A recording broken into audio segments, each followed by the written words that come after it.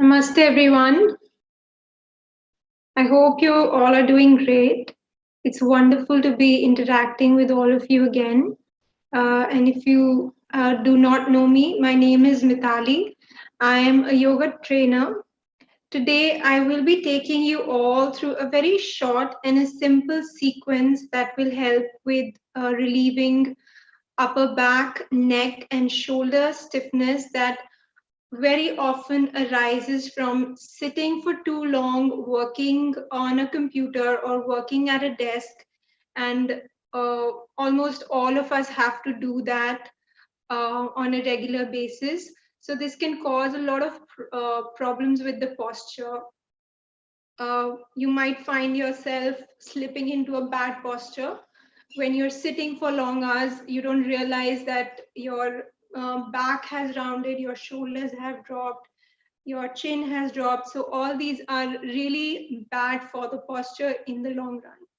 So, we're going to start with this quick stretch. And if you happen to work for long hours, for students, maybe it's before exams, maybe for the teachers, it's after the exams. Um, if it's a prolonged period of time, then I would really recommend you to take small breaks after regular intervals, preferably an hour. Take out 5 to 10 minutes and do some of these stretches to keep the blood moving, keeping the energy moving in the body. Otherwise, the muscles will become really stiff and really tight, and that can lead to a lot of problems later on. So let's get started. In a comfortable position, relax the shoulders down. Keep the spine nice and straight. So we're sitting up tall. Make sure the shoulders are down. You're not rounded in the back. Stay nice and erect in the spine. Feel the sit bones rooting into the mat. And just take a moment to connect with your breathing.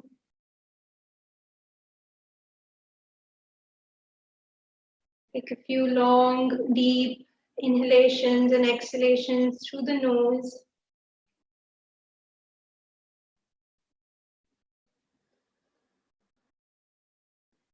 And we're going to start with some simple shoulder rotations. So we'll just begin moving the shoulders in circles.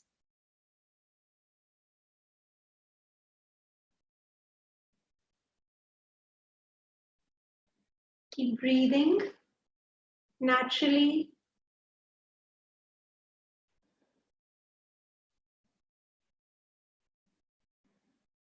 Move with awareness and observe how the shoulders feel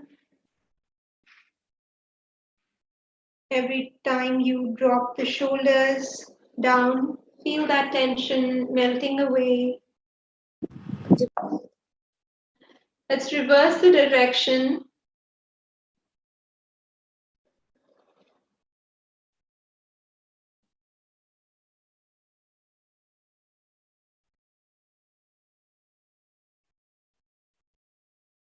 Making big and loose circles.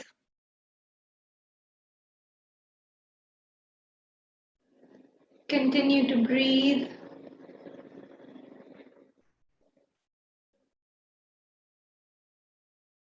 And let's come back. Next, we're taking some neck movements. So we will inhale. And as you exhale, turn the chin towards the right shoulder and look at the right wall. Come back, inhale to center. And exhale, look towards the left side. Trying to bring the chin over the shoulder. So we'll take a few more of these. Inhale, we're turning the head to center. And on exhale, we're turning the head to the right side. Keep moving with your breath, keeping the movements synchronized with the breathing. Let's take another one. Inhale to center. Exhale to the right. Inhale to turn the head back to center. Exhale to left.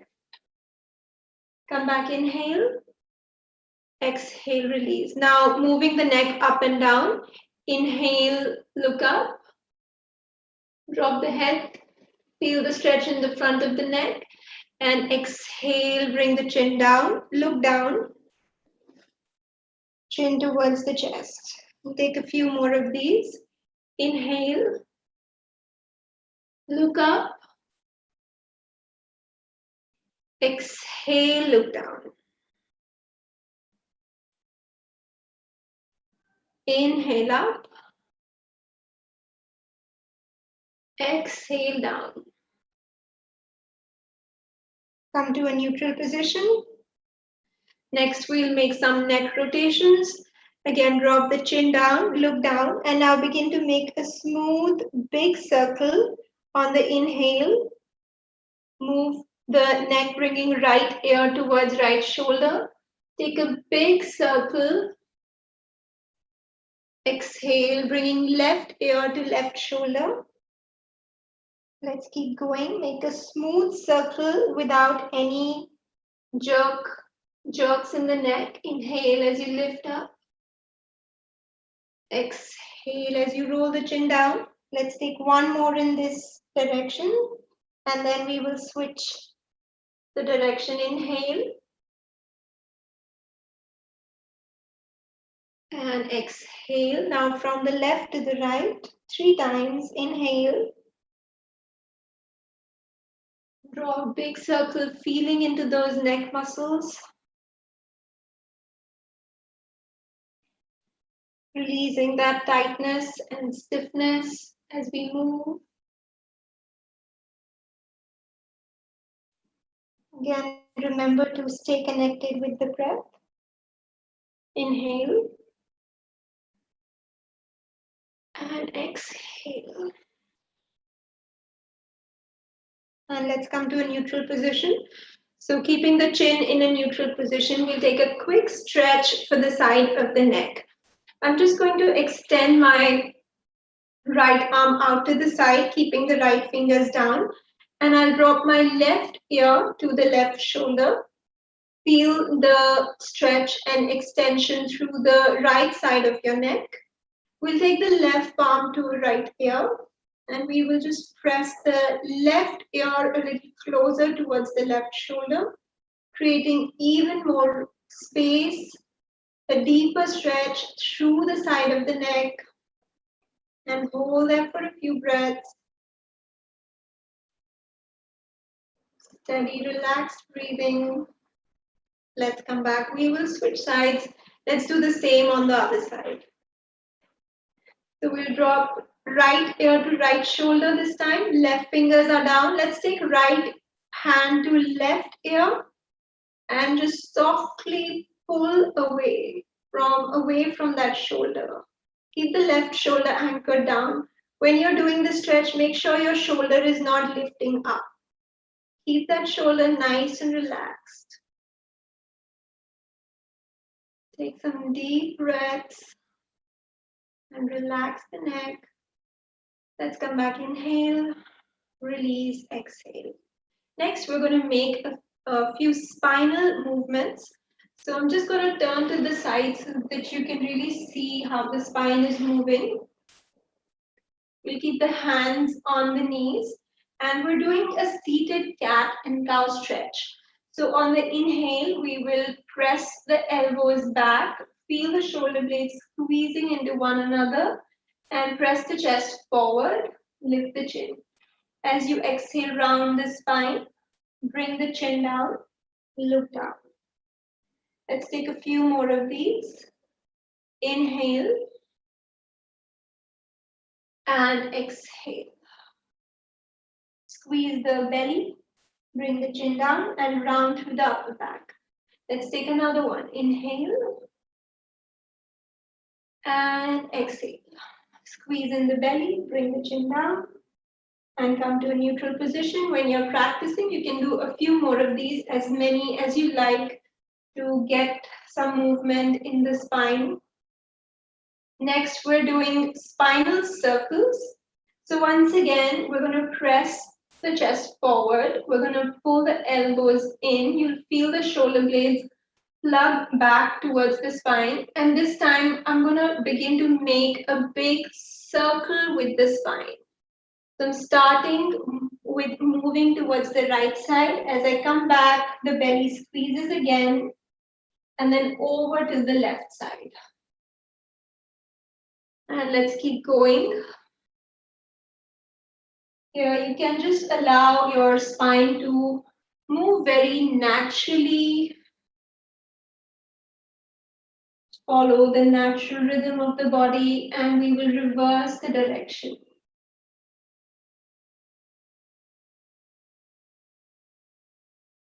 You can just explore ways to move here that help you find some freedom in the back.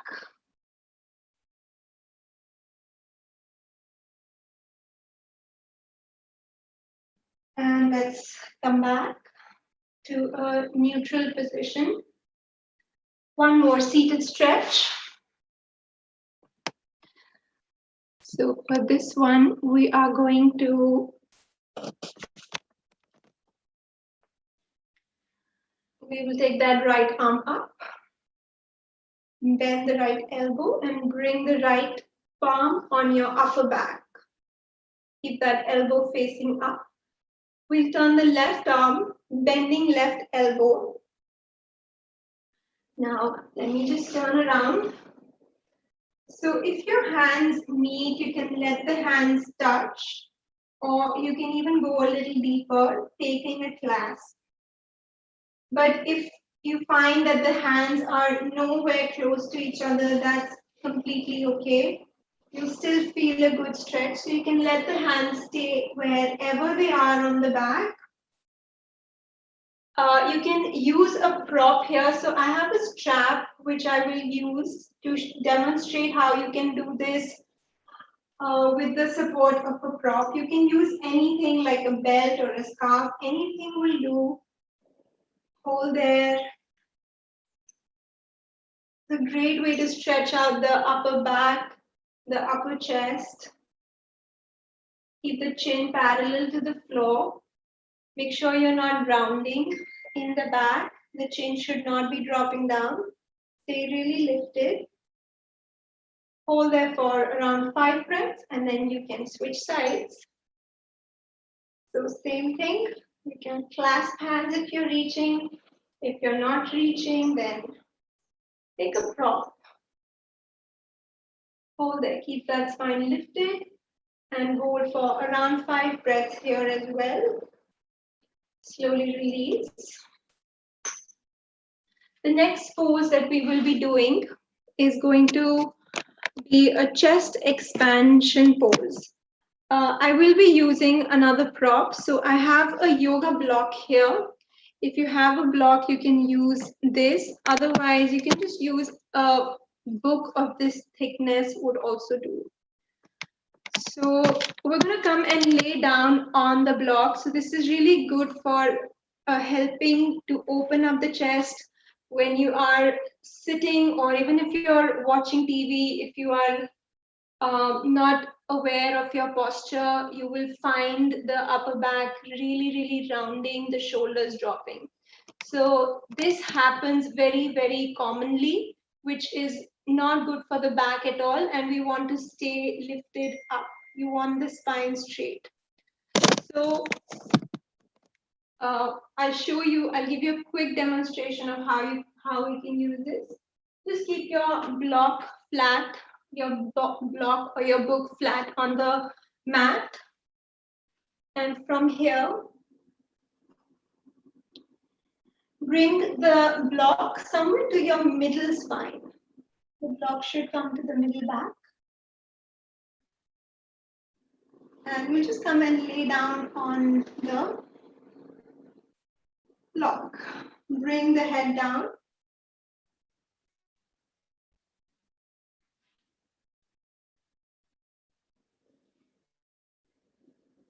And let your arms rest out by the sides of the body. Let the fingers curl in slightly. If it feels okay on the back, you can also extend your legs. You want to feel the shoulders dropping down, no tension or bunching around in the shoulders. Relax. Again, you can stay here for 5 or 10 minutes, as much time as you have. And this feels really, really great.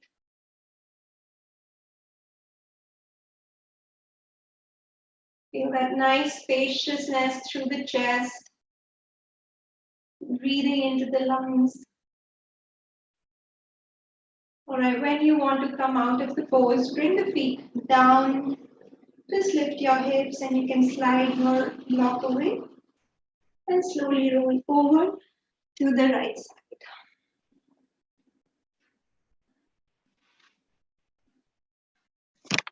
One last posture that we will be doing today is taking the legs up against the wall. So this one posture is something that I want to recommend, especially for the teachers. These days, we find that a lot of teachers have a problem of varicose veins. This happens because because the job of a teacher involves standing on your feet, standing on the legs for a long time, and that puts a lot of pressure on your legs. Some of you might be going back home and also have to stand for cooking, so you can imagine the kind of pressure the veins are taking. So it's really important to take some time out, especially if you have to stand for long hours, to relieve that stress in the legs, relieve the tension in the knees, and sometimes you get swollen ankles also. So this can help with that. Now, this is also great for everyone. Even the students can do this. It has other benefits also. So it helps with, it's good for relaxing the nervous system. It will help with lower back stiffness and also menstrual cramps. So once again, I will give you a very quick demonstration of this pose. All you need is a wall. You can even do it on your bed. You don't even have to be on the floor. So I'm just going to take my mat to the wall. And I will come and sit close to the wall. And from here, I will just roll my spine down.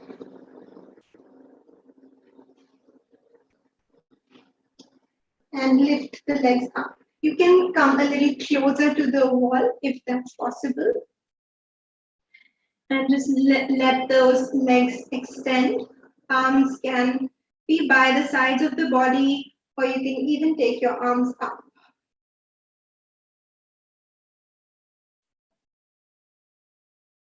And just feel the blood flowing down in the opposite direction.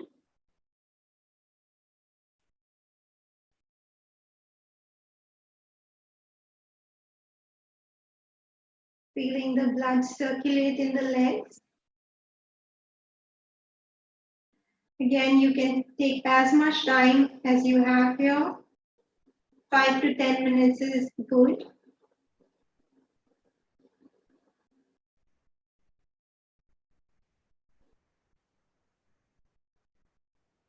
And when you are done, you can just walk your heels back, slowly rolling over to the side and lift up. Slowly come up.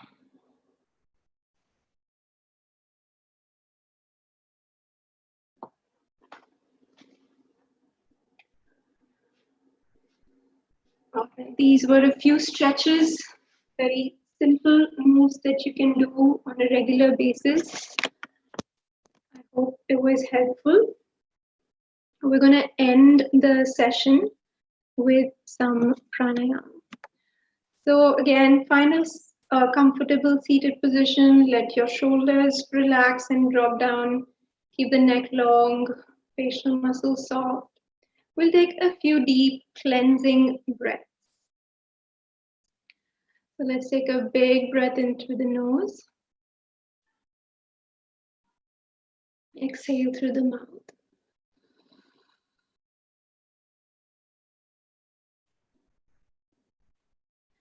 Let's take a few more deep breaths like this. Inhale through the nose.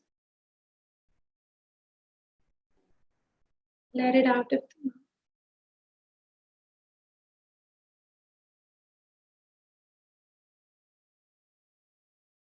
Inhale.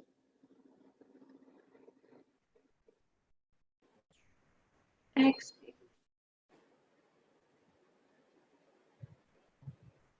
Like a long and deep sigh of release. And release. 2 more breaths like this. Inhale. Exhale.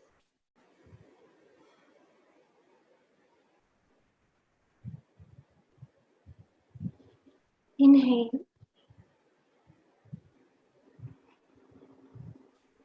And let it out.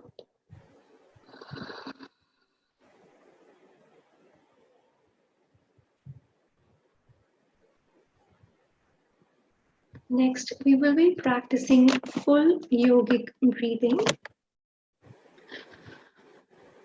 So this is again a very, very simple breathing technique that you can do anywhere at any time. It's good if you are feeling anxious, if you are having trouble with sleeping, or generally if you are overthinking a lot. It's good, really good to calm the mind. It's a very simple breathing technique. We're just going to breathe in and out of the nostrils. It's equal breathing, so the duration of your inhale is equal to the duration of the exhale. We will breathe into a count of 3, and we will breathe out to a count of 3. So 3, 1, 2, 3 inhale, and 3, 2, 1 exhale. A few things that you want to be careful of is that the breath should be a long, smooth inhalation and a long, smooth exhalation. It's not a forceful breath, so you don't want to feel like you're forcing the breath in and out of the body. The quality of the breath is very subtle and light. It should have that relaxing, calming effect when you're breathing. Second thing is that it should be one smooth inhale, one smooth exhale, no jerks or breaks in the middle of the breath. A long smooth inhale, a long smooth exhale. And when we breathe in, you want to feel the breath filling up the belly first and moving upward, expanding your rib cage and the chest outward and lifting upward. So the breath is flowing up from the belly all the way up towards the chest. And as you exhale, you want to feel the breath flow out of the chest. Then you will feel the rib cage soften and contract, and finally out of the belly. So upward movement on the inhale and downward on the exhale. So let's begin to breathe in this way. Let's start. We practice a few rounds. Inhale, 1, 2, 3. Exhale, 3, 2, 1. Inhale, 1, 2, 3. Exhale, 3, 2, 1. Inhale, 1, 2, 3. Exhale, 3, 2, 1. Inhale, 1, 2, 3. Exhale, 3, 2, 1. Inhale, 1, 2, 3. Exhale, 3, 2, 1. Inhale, 1, 2, 3. Exhale, 3, 2, 1. Inhale, 1, 2, 3. Exhale, 3, 2, 1. Inhale, 1, 2, 3. Exhale, 3, 2, 1. Let's join the palms together.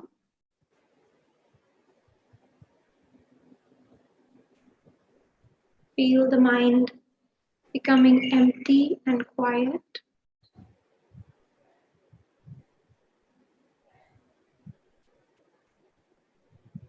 Take a moment to notice the whole body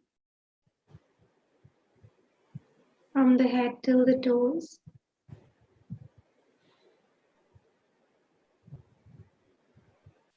And we will end the practice with one chant of Om together.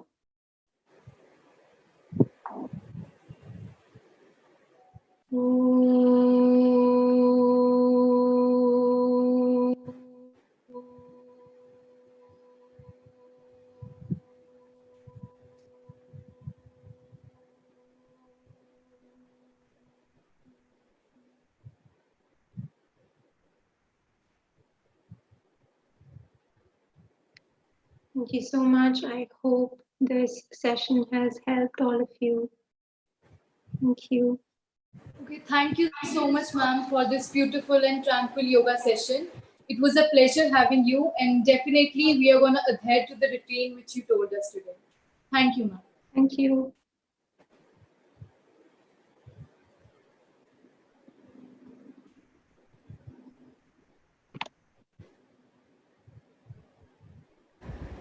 Just as breathing is to life, prayer is as natural as an expression of faith. So presenting before you our students Shreya, Dhruv, Neeraj and Gun with a prayer called Count Your Blessings.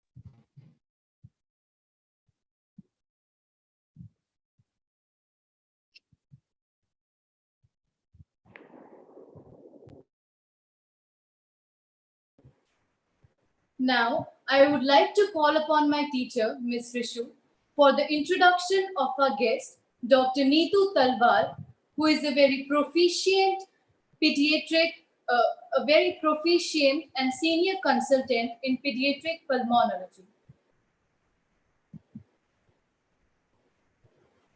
A very good evening, my dear audience. I, on the behalf of Scholars Rosary family, feel immense pleasure to introduce and welcome our guest, vivacious and dynamic Dr. Neetu Talwar, Senior Consultant, Pediatric Pulmonology, Fortis Hospital, Gurugram. She did her graduation, post-graduation and fellowships in pediatrics from St. G.S. Medical College and KEM Hospital, Mumbai, and fellowship in pediatric pulmonology from Sir Gangaram Hospital, New Delhi. She has more than 12 years of experience in pediatric pulmonology. She also served as a senior residency in pediatric and neonatology, Jaipur Golden Hospital, New Delhi, and consultant pediatric at Ramakrishna Nursing Home, Siliguri, Lumba Hospital, Ambala, Kalra Hospital, Kirtinagar, New Delhi. She is specialized in flexible fiber optic bronchoscopy, interventional bronchoscopy, childhood asthma, allergic disorders in children, lung ultrasound, etc. She has several national and international publications to her name. Today, our Scholars Rosary family feel honored and gratified with the benign presence of such woman of substance, Dr. Neetu Talwar, amongst us. I welcome you, ma'am, in Scholars Rosary webinar. Now, I invite Dr. Neetu Talwar to address the audience with her thoughtful words. Thank you. Thank you so much for such a warm welcome, and I'm indeed very grateful to the entire organizing team for giving me this opportunity. And believe me, it's a pleasure as well as a privilege to connect with the young children and the teachers who could guide them and probably do the things that we actually want to be enforced in today's times. Children, I'm a pediatric pulmonologist. That means I specialize in lungs in children. Okay. So today I want to talk about this pandemic, which has, affected and has its footprint across the world. It has not spared any country. It has gone from one country to the other, and now we are in the middle of this pandemic. So I would like to share a few important points directly to the children, because children are, we keep talking about the front force fighters. I call children as our first line defense, and in case children can help us, all these things will easily be taken care of. So I will now go to the presentation, and then we can take questions at the end in case there are any. So is my presentation visible?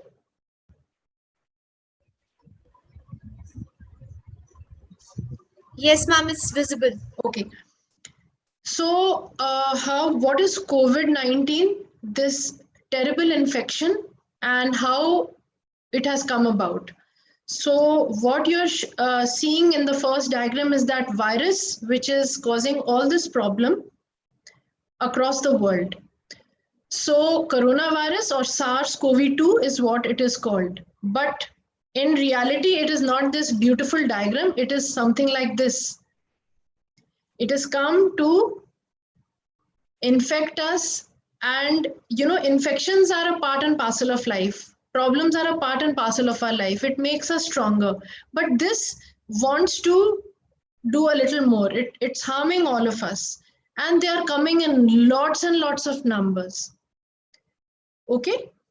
So we need to understand that this is not a routine infection. It is not a simple cold and cough. It is something which can make us hospitalized, which can infect us in a very, very bad way.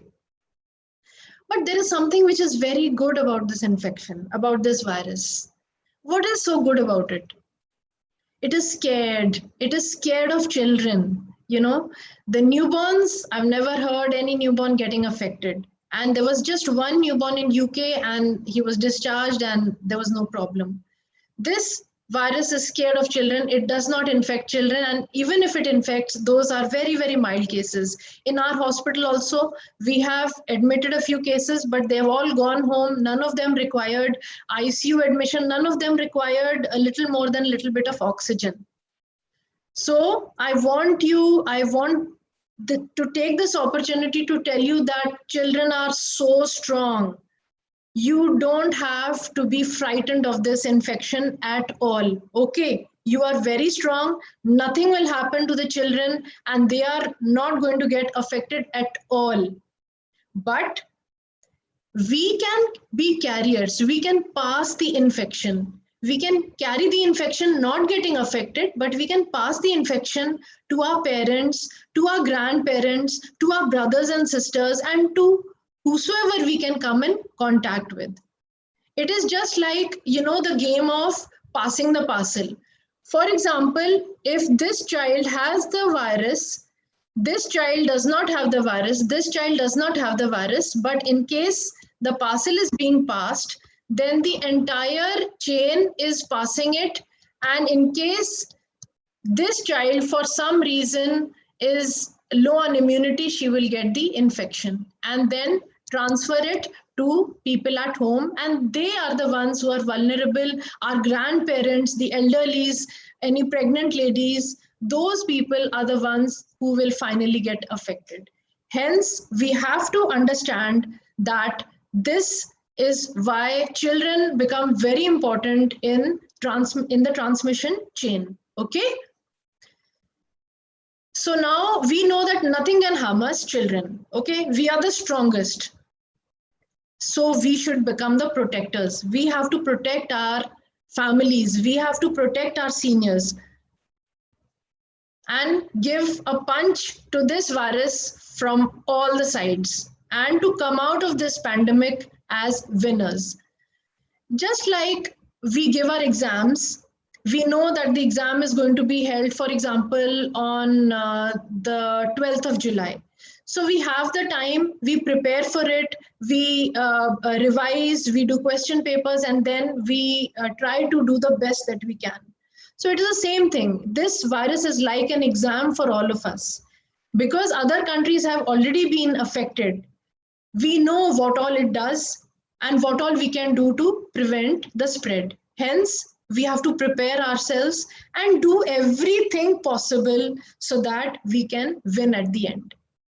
So I'm going to tell you 9 magical things which, if done properly, correctly, will make us the winner.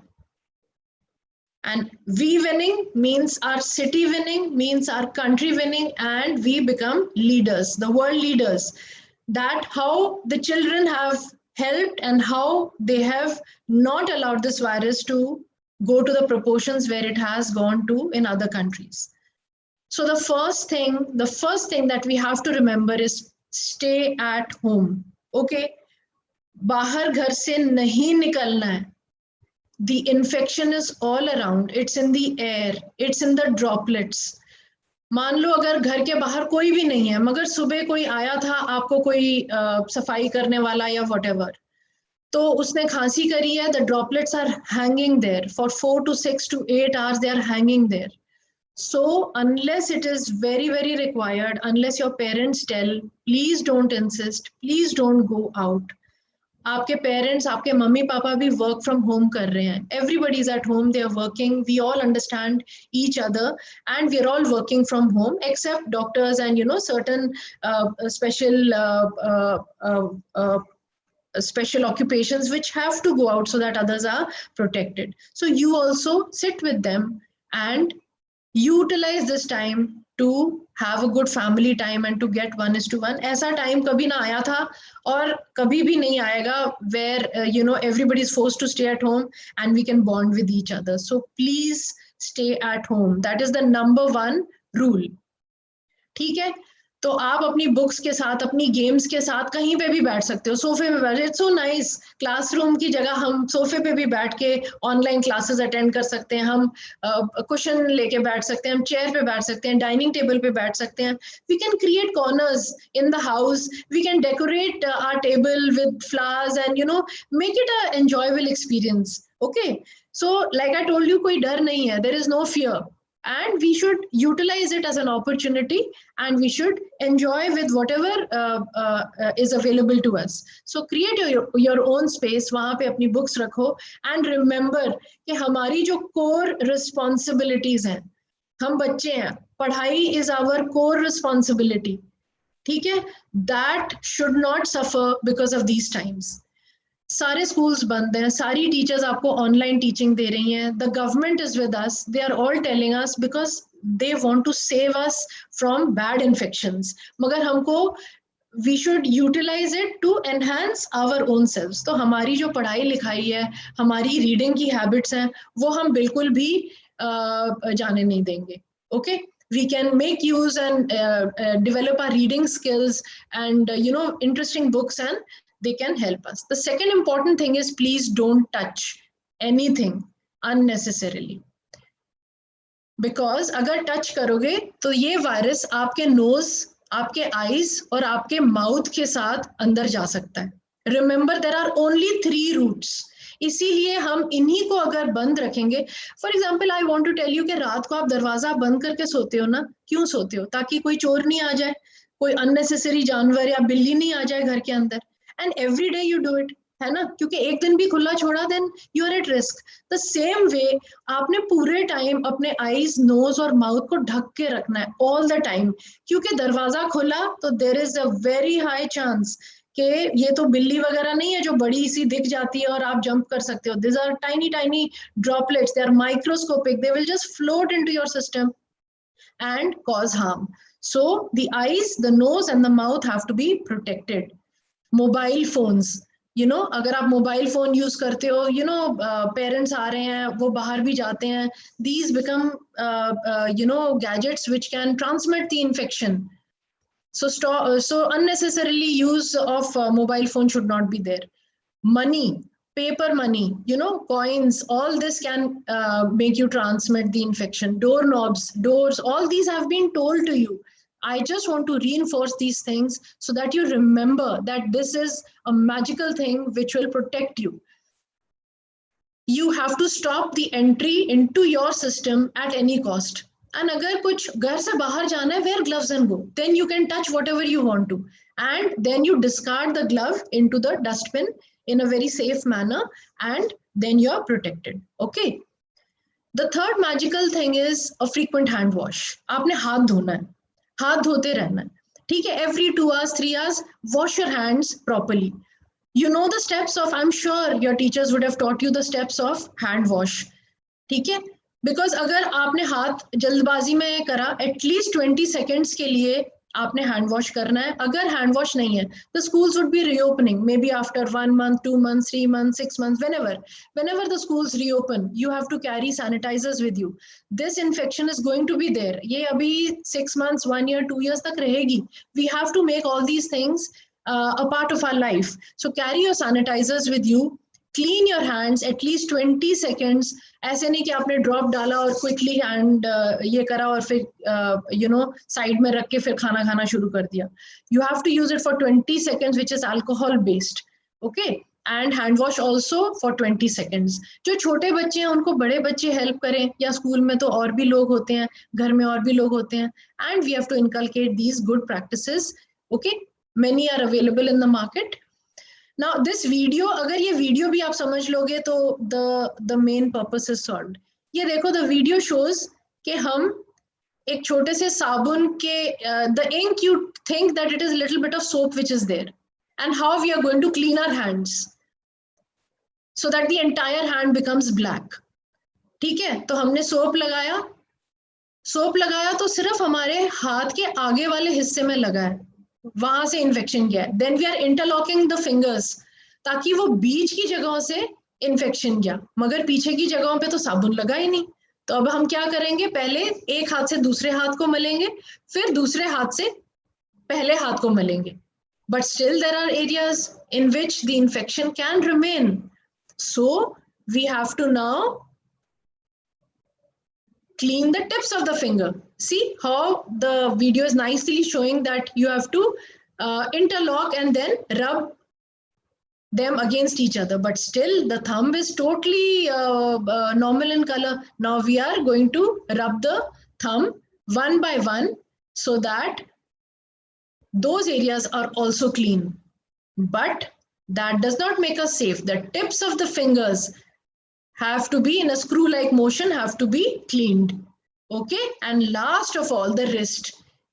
In this way, we are assured that the cleanliness has been done to the entire hand.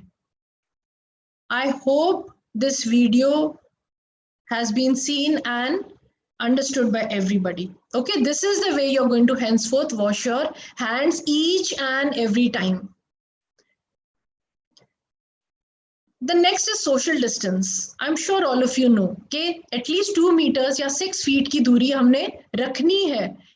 भले हम school जब शुरू होगा, we will love to meet our teachers, love to meet our friends, but no, the distance has to be maintained. You know at what cost, otherwise what cost we have to pay.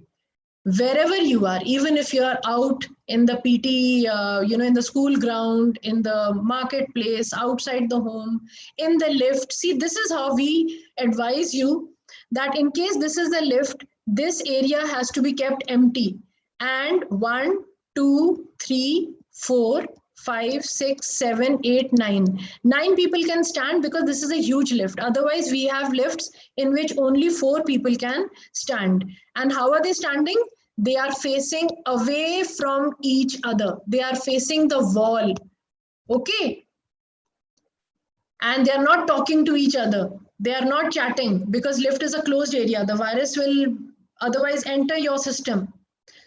Don't touch the lift buttons. In the market,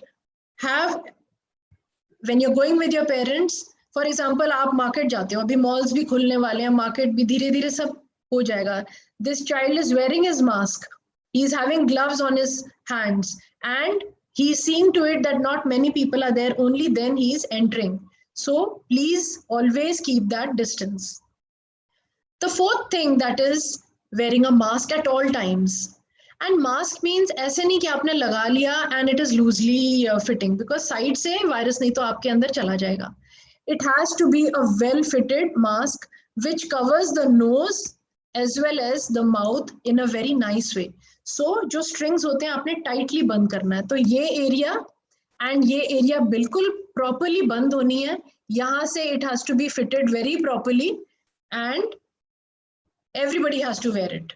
Okay, different masks are available. आप अपनी मम्मा को बोल सकते हो, घर पे भी बन सकते हैं बहुत easily.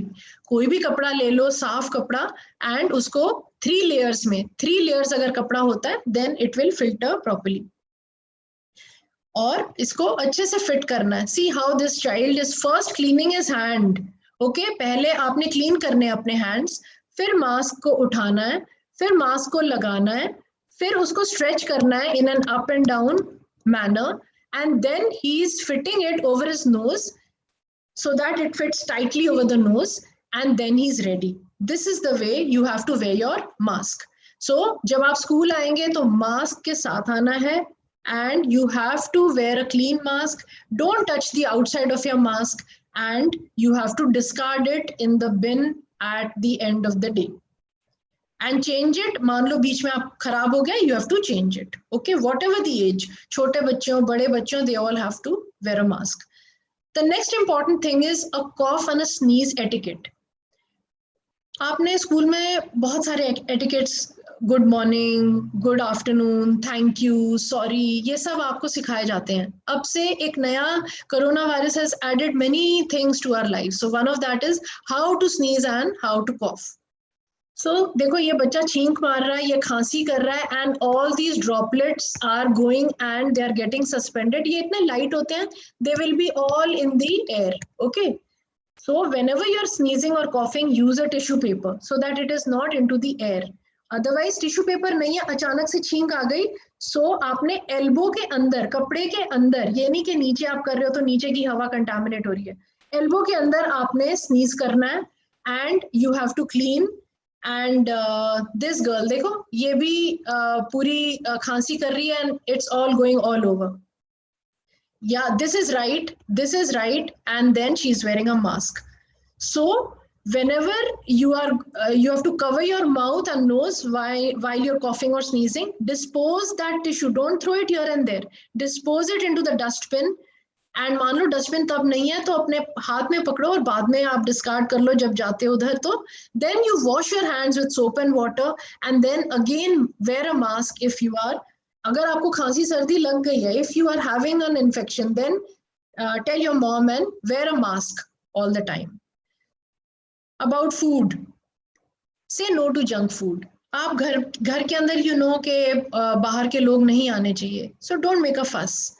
You tell your parents कि मुझे जंक फूड नहीं खाना है, I want to eat healthy food. हमको बाहर से नहीं खाना है. लॉकडाउन खुल चुका है. The government has allowed deliveries and all those things, but you say no, I don't want to eat food from outside. All these are potential contaminants. All these are anyways unhealthy, so you will not eat these. Okay, मम्मा को बोलोगे घर पे बनेगा सब. And अगर नहीं बन सकता for some reason, then don't insist on it. Help your parents, help your mom. Eat healthy food, fruits, tomatoes, dals, ginger. So all this is very healthy. Okay, आजकल मैंगोज, लीचीज आए हुए हैं, एंड घर के अंदर अगर मान लो सिंपल खाना भी बन सकता है, फैंसी नहीं बन सकता, that is very very healthy and that will help us.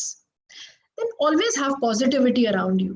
You know, आजकल ये यूएस में इतने हो गए, उधर ये हो गया, मुंबई में इतने केसेस हो गए, ये, so you know, stop watching news. थोड़ी बहुत ठीक है, but have positivity at home. Don't always keep talking about negative things and ये हो गया, वो उसको हो गया.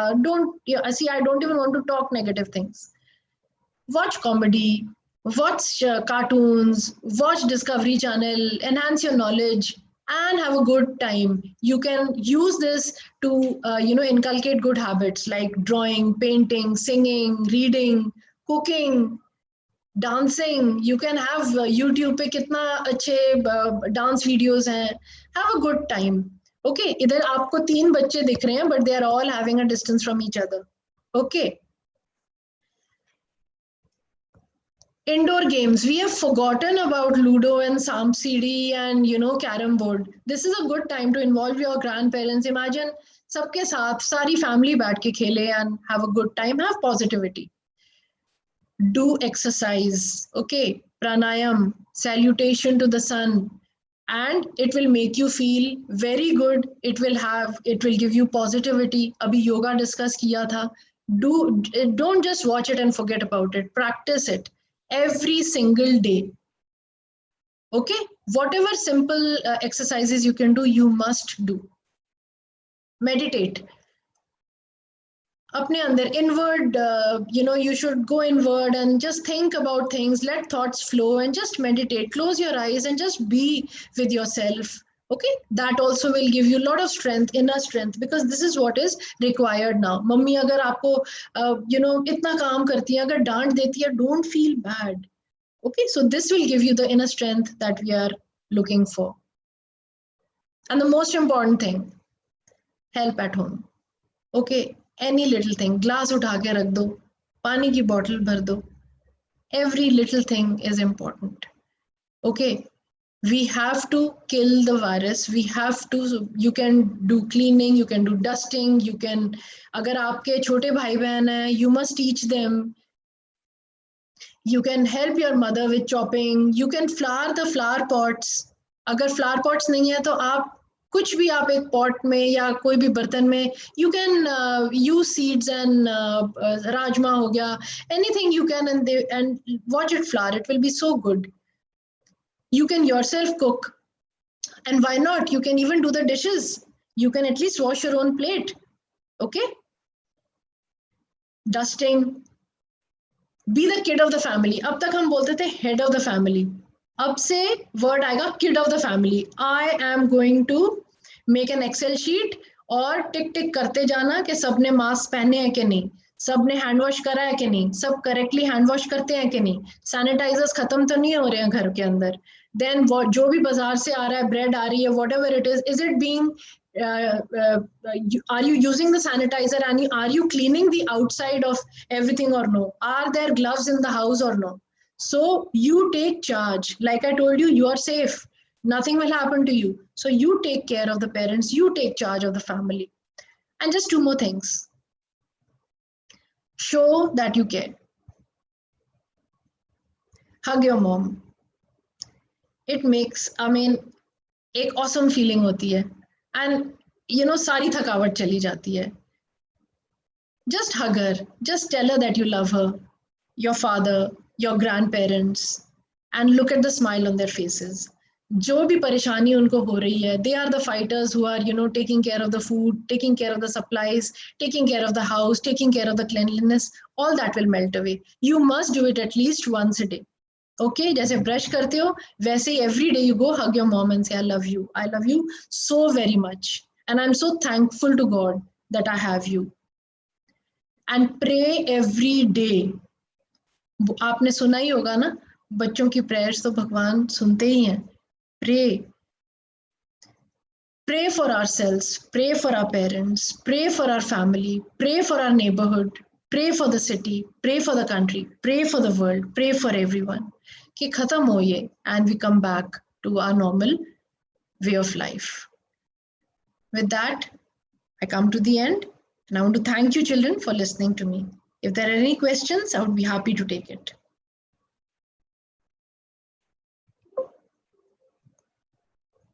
Thank you so much, ma'am, for all the valuable advices and essential information you shared with us today. Now, moving on to the next part of our event, I, with all the esteem in my heart, request you, ma'am, to begin with your worthwhile and interactive Q&A session with our students. Ma'am, so first up, welcome, ma'am. Ma'am, so first up, we have as a parent, Dr. Parmila Malik. So, ma'am, you may unmute yourself and ask your question. Thank you, beta. No doubt, ma'am, it is very informative. But I want to ask one question. Some people have set and complete ICU equipped with ventilator and all other equipments at their place. Maybe they assume hospitals will be packed soon as infection rate goes up. What do you suggest, ma'am, or take this step of setting a ICU as? Please answer, ma'am. I think it is totally unnecessary, and it just helps in creating panic where there should be none. We have to have faith in our doctors, in our medical, the medical teams and the government. And instead of stocking and not using something, let somebody else use it. Because अगर आपके पास doctor, देखो आप stock करके क्या करोगे, आपके पास doctor ही नहीं होगा. अगर वो स्टेट आती है that everybody is infected, then we will be short of doctors and nurses to manage these ventilators. You have to have very trained people. So it is best that it is taken care of in the hospital, and I'm sure the government is doing whatever it can. Even we are, from Fortis and Fortis and Medanta and Max, ये गुड़गांव में Covid hospital setup किया था. वो जब full हो गया, then Fortis and all of us have started taking patients. So when the time comes, we will, we assure you, we promise you, we'll rise up to the need, and even the second, third year students are coming in. मगर आप buildings वगैरह में hold करके you are just blocking a very important instrument, a very important device which can be used by others, because आपके पास doctor को थोड़ी ना घर पे आप रख सकते हो 24/7. So I don't think it's advisable. It's just creating paranoia and fear, and we don't have to fear in case we protect our 3 areas. The eyes, अभी मेरे को panic नहीं create करना था, otherwise हम hospital में when I see my OPD, because हमको तो देखना है ना, I have to see the newborn also, I have to see COVID patient also. So how I dress up is I wear goggles which are nicely fitted, and wear a cap so that वो कोई खांसे तो कोई बाल में ना चिपक जाए. So जब इतनी state होता है तो it would be good that when you leave the house, wear your mask which is covering your nose, wear goggles, wear your cap, and then you go out. And बाल खुले छोड़ने की जगह make a bun or something so that everything is cleared and inside. So that would be better rather than unnecessarily people are taking advantage of the fears, which is totally not required. Thank you. Thank you, ma'am, for such an helpful and advisable response. Next up, we have is Rachit.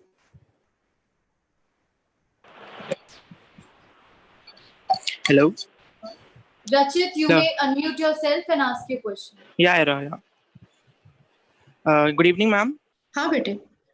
Ma'am, I would like to ask that should the community expect the vaccine very soon, or and what if the vaccine is never developed? Okay. So bete what there were different stages. पहले होता था कि somebody in the foreign country and we were talking के travel history के बारे में पूछते थे. Then we have crossed that stage and now we are in stage 3. Stage 3 means community में it is just spreading. On its own it's replicating. And the next stage is when herd immunity develops. Herd immunity मतलब हमको अपने आप antibodies बन जाएंगे. So like I said, children, they are getting infected and they will develop antibodies, and the rest of us will benefit from the person who's developed the immunity. So vaccine आज की date में जो भी research हो रही है, it's controversial, it's going on. And we really don't know when the vaccine will come, whether we have to have trials, क्योंकि ये ऐसा नहीं है कि फटाफट आप नींबू डाल दो and there's a नींबू पानी. You have to have trials. You can't afford to put the people at risk for something which is under which is yet to be discovered. इसीलिए human trial, पहले animal trials होते हैं, पहले तो lab में होता है, फिर animal trials होते हैं, फिर last stage में human trials होते हैं, and then the vaccine is released. So इसीलिए मैं आपको I wanted कि I wish that like your school, most of the schools connect directly with the doctors so that the children are educated. But इतना बड़ा force होता है बच्चों को.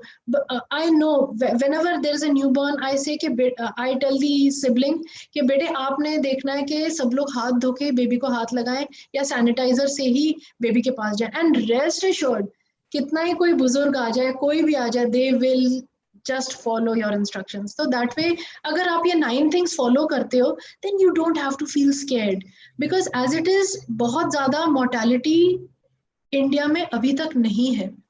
तो we just are wanting to reinforce it so that हमारा guard lower नहीं हो. We have to be on the vigil. जैसे मैंने बताया था, दरवाजे को तो अच्छे से कुंडी मार के ही हर रोज सोना है. We cannot let anything enter us. And slowly after a few months we will develop a herd immunity. जब swine flu हुआ था, it was so terrible. As doctors हमको पूरा हम pack up होके patients के पास जाते थे. And then आजकल तो we don't even use mask and we see swine flu patients. So slowly this also will happen. Don't be afraid. But हाँ, जो बोला है that you have to follow. Take it कि this is going to become a part of life which is going to be there to stay. Okay, thank you, ma'am, for such a beneficial and advantageous answer. Now, since we are running short of time, so we'll just be able to entertain one more question, which is by Sweekriti, and then you can follow it up with a small conclusion and advice, overall advice for our students. So, Good evening, ma'am. Good evening, bete. Ma'am, daily we hear the use of so many medicines to cure COVID, like Fabiflu, hydroxychloroquine, and now even Baba Ramdev, he's up with his new invention. So this is so confusing, and people start consuming them as precautions. So, what message would you like to give the audience on the usage of these drugs? Bede, first of all, I'm amazed with your knowledge. Thank you. And you're so young and you're giving the names of drugs and the very drugs which are being used. So as far as hydroxychloroquine is concerned, it's a big no-no, because below 15 years it should not be used. It's only to be used by the healthcare workers, and that too after prescription, because it can have side effects on the eyes, as well as or if people have some heart problems, it can really be fatal also. So nothing to be done, Baba Ramdev, and please don't go in for any such things. Agar itna simple hota to, kya baat thi, hai na? First of all, US would have been buying drugs from him.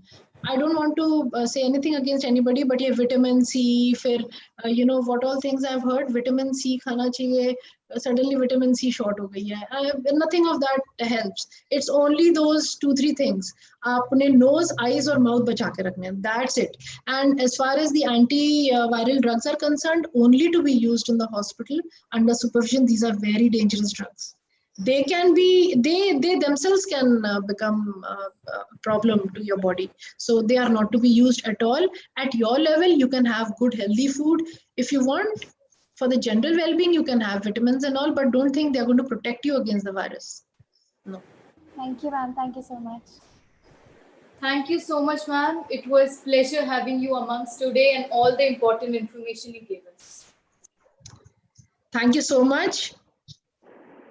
And it was a pleasure being here. I'm so thankful to the principal ma'am and the organizing team. And I would just like to say 2 words: don't lower the guard. Okay, we know our enemy, and the enemy doesn't know that we know it so well. जैसे Italy और US में हुआ है, वैसे India में नहीं होगा, because we are all in together and we are all going to be using all the precautions all the time, and as children we'll be loving our parents, our elders, and taking care of them and helping them. With that, I sign off. Thank you. Light is the purest form of purgation and absolution. It is an embellishment of inner peace. When invocation descends into your heart, if there is any darkness, it intensively illuminates it. So presenting before you a hearty invocation video by our students Jyotika, Purva and Vidushi, which would invoke the divinely presence in our surroundings.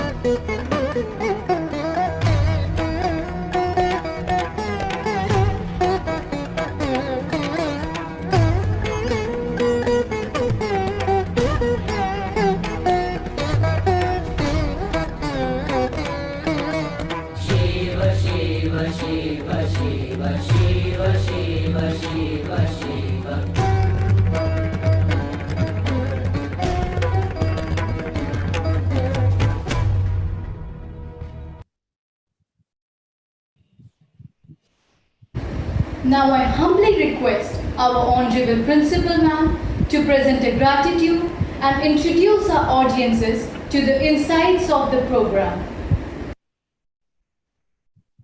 Dr. Neetu Talwar, we are indeed grateful to you today, and you've given our children the much needed session. Thank you so much. Dear viewers, as we Team Scholars Rosary took up this very splendid opportunity in this unique times to be connected to you all through this 8 days long wellness webinar, starting from 21st June, every day we made an attempt to put our best foot forward with renowned people and experts who can give us the guidelines and motivate us to remain healthy, uplifted, and in these unprecedented circumstances.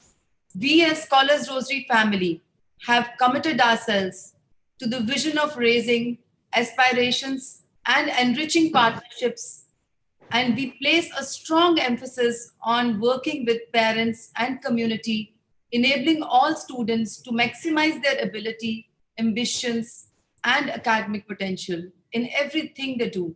Like you have all visualized the involvement of the students, teachers, and parents during the webinar. We aim to instill in our children the will to win and never ever give up in any circumstances. That is how our online system of education during these tough times have proved to be unique and unparalleled. No matter how noble our ideals or how high our hopes, ultimately we need courage to take action and win. That is how we proved that we are unstoppable.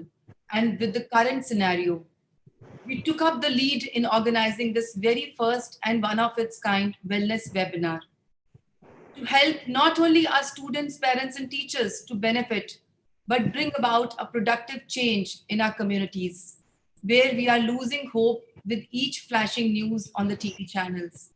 Today, when we got benefited by our yoga teacher, Miss Mitali, and our renowned doctor, Mrs. Neetu Talwar, and now we are heading to the session of the most inspiring personality who knows how to move mountains with his thought-provoking words, Mr. Shiv Khera. We are grateful to God for showering on us the blessings to reach this day of culmination. Dear audience, let us keep strongly the lessons learned and the motivation imbibed in these sessions. As Dr. Daisaku Ikeda writes, when our determination changes, everything will begin to move in the direction we desire. The moment we resolve to be victorious, every nerve and fiber in our being will immediately orient itself towards our success. On the other hand, if we think this is never going to work, then at that instant, every cell in our being will be deflated and give up the fight. Efforts and hard work is the bridge that connects our dreams to reality. So dear viewers and my dear children especially, let us be the people who dare to fly, not be the people who just glare to the sky. Keeping ourselves uplifted, we will now move to the most awaited session of today's evening by Mr. Shiv Khera. Thank you. Now, I would like to hand over to my teacher, Ms. Santosh, for the introduction of our eminent speaker, Mr. Shiv Khera, who is a very prominent author, acclaimed educator, and an internationally idealized keynote speaker.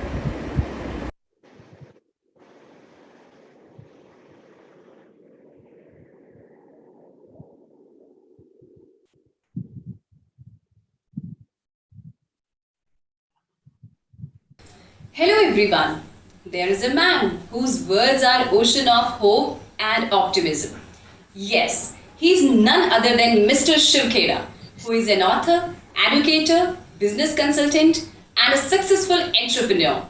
He is also a much sought after speaker. He was born and brought up in Dhanbad into a business family that operated coal mines. Mr. Khera got his education from Sri Ram College of Commerce, Delhi University.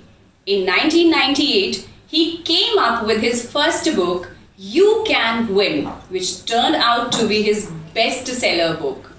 Over 8 million copies of his books have been sold globally, including his international bestseller You Can Win in 21 languages. He inspires and encourages individuals to realize their true potentials. He has taken his dynamic personal message to opposite sides of the globe, from US to Singapore. His 40 years of research and understanding has put millions on the path of growth and fulfillment. His clients include Lufthansa, HP, DHL, HSBC, Canon, Nestle, Philips, Mercedes, Johnson & Johnson, MetLife, and many more. Tens of thousands have been benefited from his dynamic workshop internationally over 20 countries, and millions have heard him as a keynote speaker. He has appeared on numerous radio and television shows. Mr. Khera founded Country First Foundation, a social activist organization whose mission is to ensure freedom through education and justice. He is also the brand ambassador of Roundtable Foundation. He has been honored by the Lion International and the Rotary International. His trademark is winners don't do different things, they do things differently. This single line stands firm for great inspiration. I most humbly invite Mr. Khera to inspire our viewers. Thank you so much, sir. All right. Well, thanks a lot indeed for the kind words. I didn't know I could do all those things that you said I could.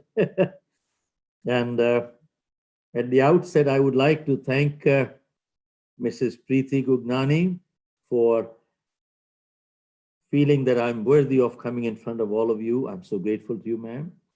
And I heard Dr. Neetu Talwar the last few minutes, I think about 5 minutes, and I think it was my loss. I should have logged in a little earlier. Ma'am, I apologize, but it was a lot of good learning that I got from you, ma'am.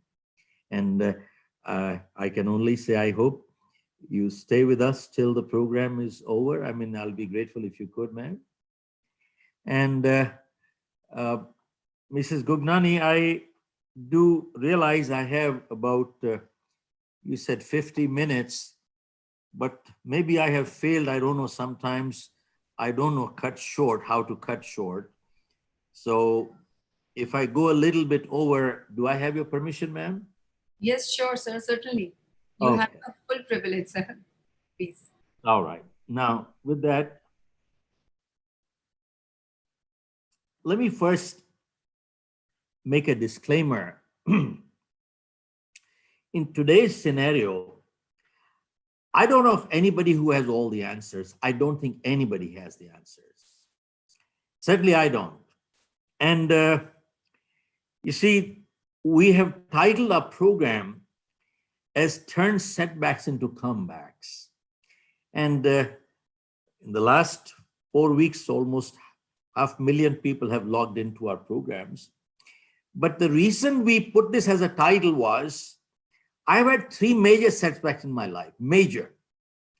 And what was the learning that I got from them, which helped me come back in life again and again and again. So I'm going to share that a little bit as of now.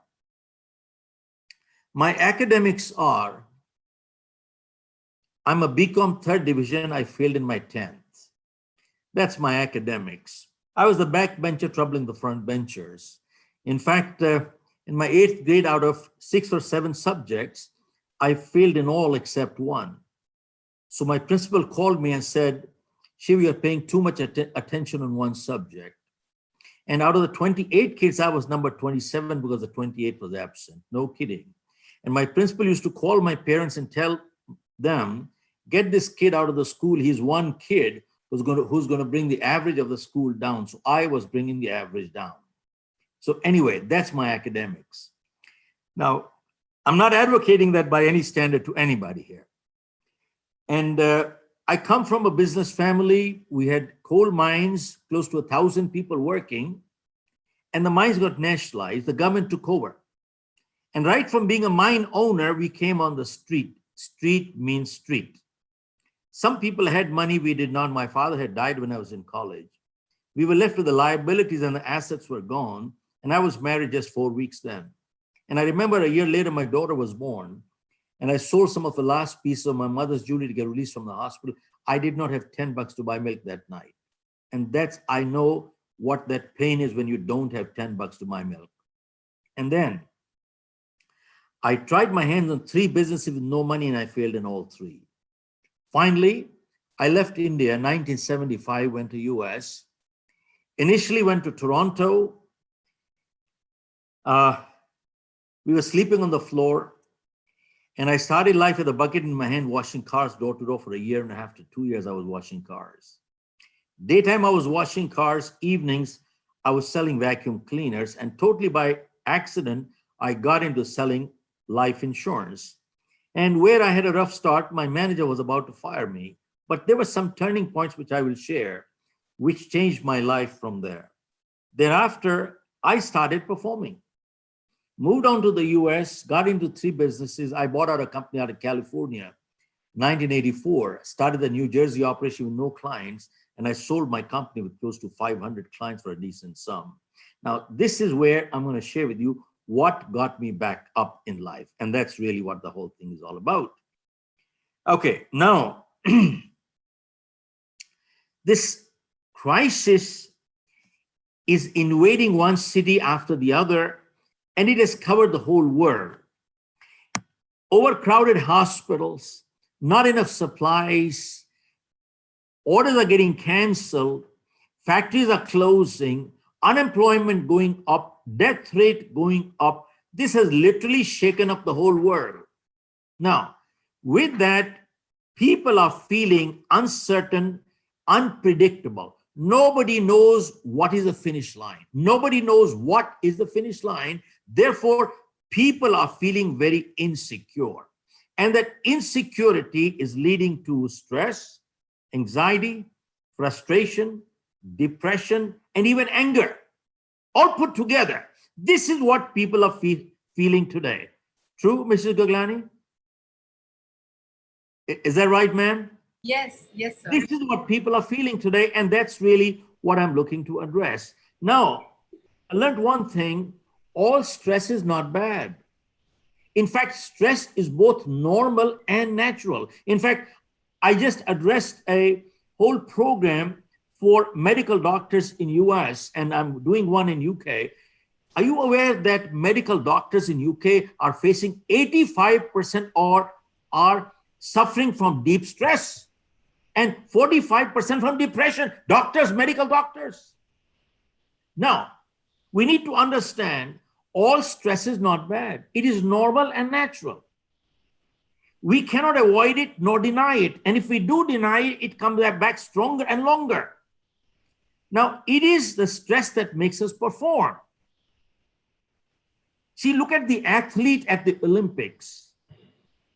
You think, is he under stress? Answer is yes. If he was not under stress, he will never be able to perform.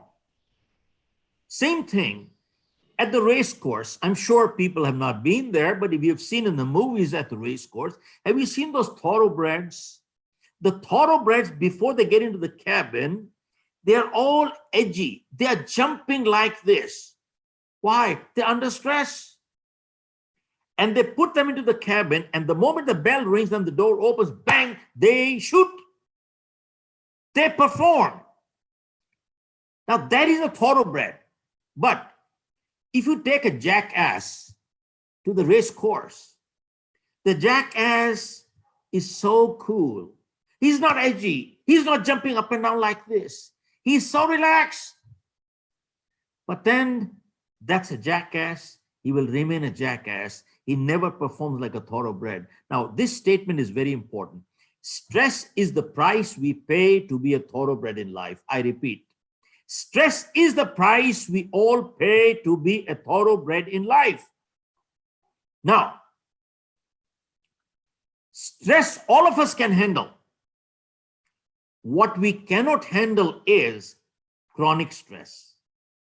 I repeat, stress we all can handle, but what we cannot handle is chronic stress. Now we start breaking down. Therefore, you see, I just want to make one statement, and a very important thing that Dr. Neetu Talwar said, will is the crucial component. And ma'am, thanks a lot. You see, let us not overrate this crisis and threat. And let us not underrate our strength to fight and win. I repeat, let us not overrate the crisis, and let us not underrate our strength to fight and win. Now, this crisis has impacted us three ways. One, our life. Two, livelihood. Three, our lifestyle. Now, starting from life, first of all, none of us know who will be in quarantine next. Nobody knows. Interesting. None of us know who will be in quarantine next. Nobody knows. Two, what we do, where we go, who we meet could be a matter of life and death. I repeat one more time. What we do, where we go, who we meet could be a matter of life and death. So much for life. Now, let us talk of livelihood. Everybody's livelihood has stopped. People are unemployed. They don't have jobs. People have taken salary cuts. Now, even businesses have closed. Even governments are going bankrupt. They have no money. They're not collecting any taxes. Therefore, with that scenario, whose livelihood has been hurt the most? Now, we need to distinguish there are three kinds of people. One is the super rich. Super rich. Two, the mediocre. Three, the poor. The worst hit are the poor, who are the daily wage earners. They work during the day, eat in the evening. They work during the day, get money, eat in the evening. They are the worst hit. Now, that's one part, and I'll come back to that. The second part is the super rich. Super rich. I was just reading, Apple Computer has $200 billion in cash reserve. Now, they don't have a livelihood problem. How can they have a livelihood problem? $200 billion in cash reserve. Now, who else are super rich?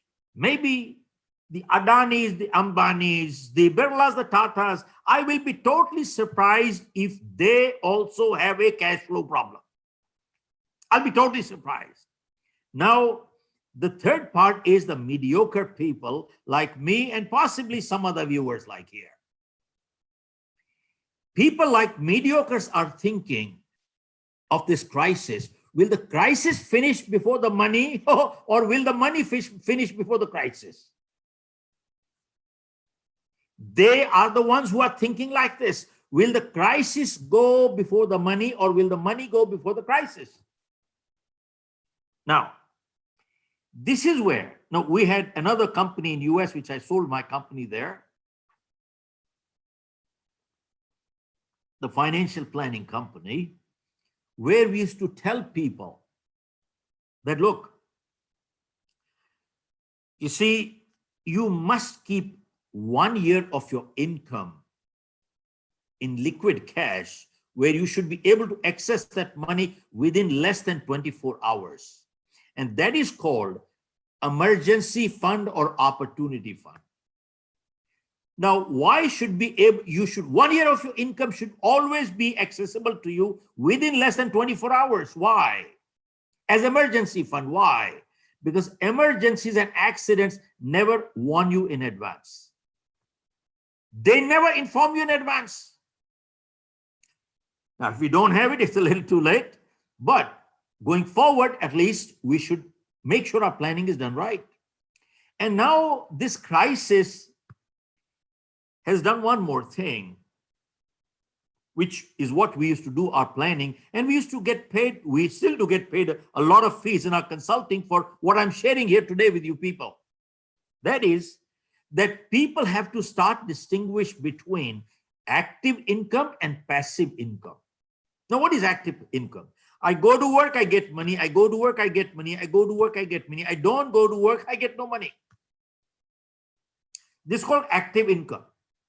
But people are saying, wait a minute, if I'm not able to go to work, I still must get money. And that is called passive income. And now I strongly recommend that people, to become financially independent, they must look to create a passive income in life. Very crucial. Okay.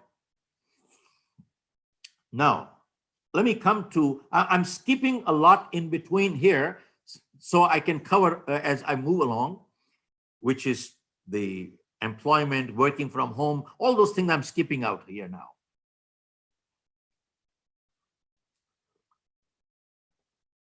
Now, third part is lifestyle, how it is impacting our lifestyle.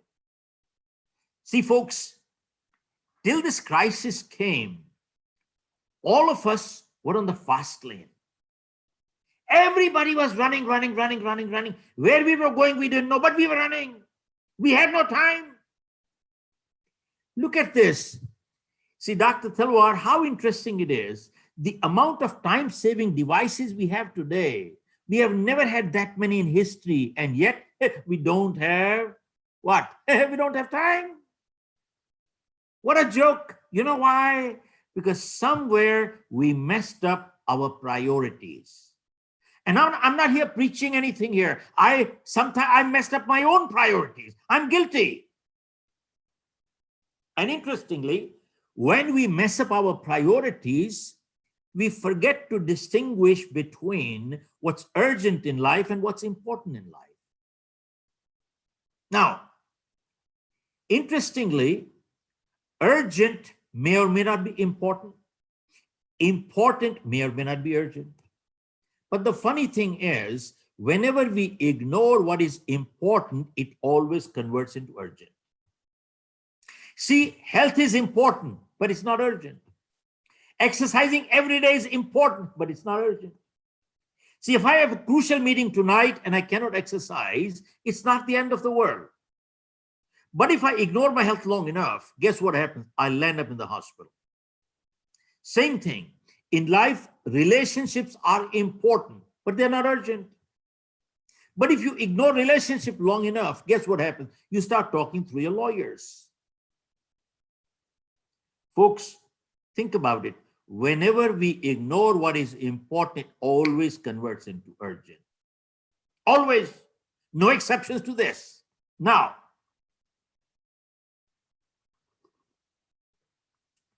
coming back, you see, this crisis has literally made us step backwards, and which we need to do sometime. See, it is to reevaluate our priorities. You ask people, why do you go to work? I go to work for my family. Why do you work hard? I work hard for my family. Who are the most important people in your life? My family. And who are the most neglected? Also my family. What a joke. What a joke. And I'm guilty myself. Sometimes it is sad, but true. The most important people get to become the most neglected too, which is sad. Okay. Interestingly, there was a survey conducted in the US which said, look, buddy, you have 24 hours. Supposing by some miracle, you have 26 hours per day. That means you got 2 extra hours per day. Supposing you have 2 extra hours, what would you do with those 2 hours? Invariably, 100% people said, we'll spend time with our families. Well, damn it, if that's what you would do, hey, now you got 24 hours, why don't you spend it with your family now? You got it? This is God sent. Now, wait a minute, there's more to it. Now, this crisis has literally forced us to distinguish between discretionary spending and non-discretionary spending. Non-discretionary spending is our food and medicine. And now people have started realizing that money in the bank is more precious than having 35 shirts in your closet. Money in the bank is more important than having a car worth $100,000. All of a sudden, people have woken up. What the hell happened earlier? Our priorities were totally messed up. And now people have realized, I was running all the way, but was I running in the right direction? And now people realize that direction is more important than speed. I repeat, direction in life is much more important than speed. Okay, so much. Now, through history, we have only two examples where similar crises have come in the last known history, at least in the last 100 years. One was the Spanish flu, which Dr. Talwar is more qualified to talk about than I am. And the second is the Great Depression of 1929. And the Spanish flu killed 50 million people. Now, it came in 1918, and it faded away, and people thought the crisis is over and the danger is over. And as Dr. Talwar said, danger is not over till you got a vaccine out there. So don't drop your guard. Don't drop your guard. And the Spanish flu came 6 months later. The second phase was much worse than the first phase. And that is what they're saying. If South Korea is going through now, Singapore is going through right now, and the medical doctors in US, which I was talking to them recently, they said, wait till right now, 150 million people are dead in US, 150 million. And they're saying, wait till September, October. It's coming back the second phase, and the way the people are going about there, in my opinion, is foolish. They talk of freedom of expression, freedom of speech. They say, I'm not going to wear the mask because I want to breathe. Oh, what are you talking? They have taken it too far, and it is not risking your own life, you're risking other people's life. And this is where I'm going to talk a little later again. I feel they are enemies of humanity. I use the word enemies of humanity. Okay, now,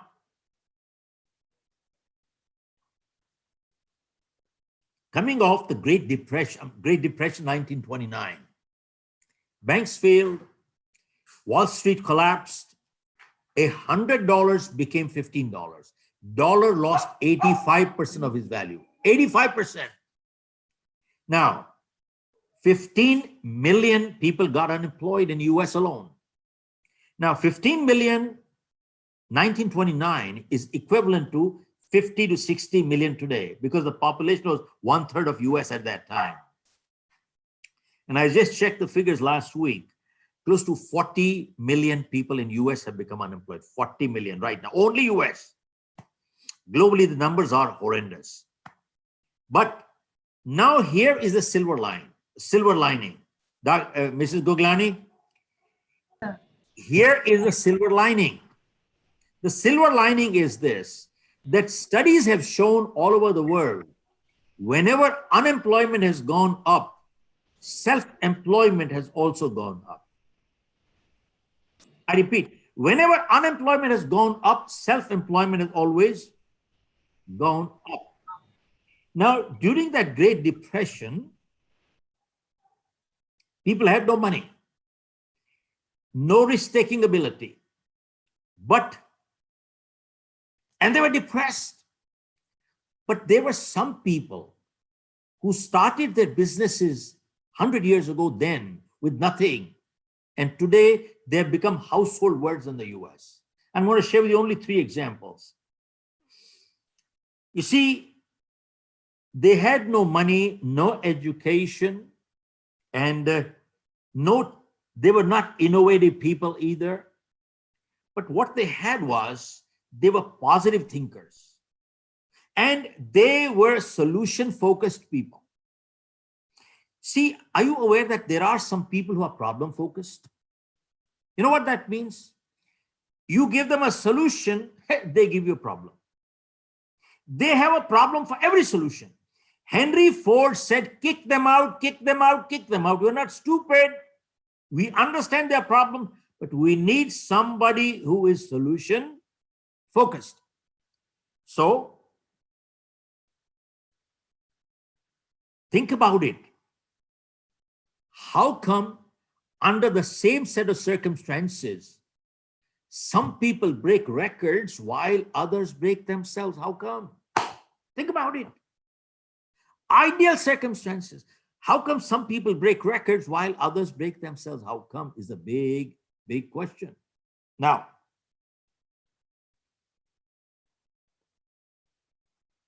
I'll share with you 3 examples. One was a man by the name of George Jenkins. In his neighborhood, there was an abandoned place. He started a little outlet of non-perishable durable goods. Now, these 2 words are very crucial, and that is non-perishable and durable. Why non-perishable? Because if it perishes, it means he's lost money, he's lost everything, but he has nothing to lose. I mean, he can't lose anywhere. 1. And 2, durable means if they don't sell, at least they can use it in the family. This is how he started that time. And today, after 100 years, this person does, well, maybe he's not, but his family does, $30 billion in turnover. The net worth is $6 billion. And they have 1,000 outlets in the US, and they're called the Publix supermarket. Go Google that. Your students can do it. Number 2 example was, there were 2 brothers in California, the Gallo brothers. They were starving, hurting badly. So they started crushing some grapes and started making wine out of it. But nobody would buy it. They started selling 50% below market.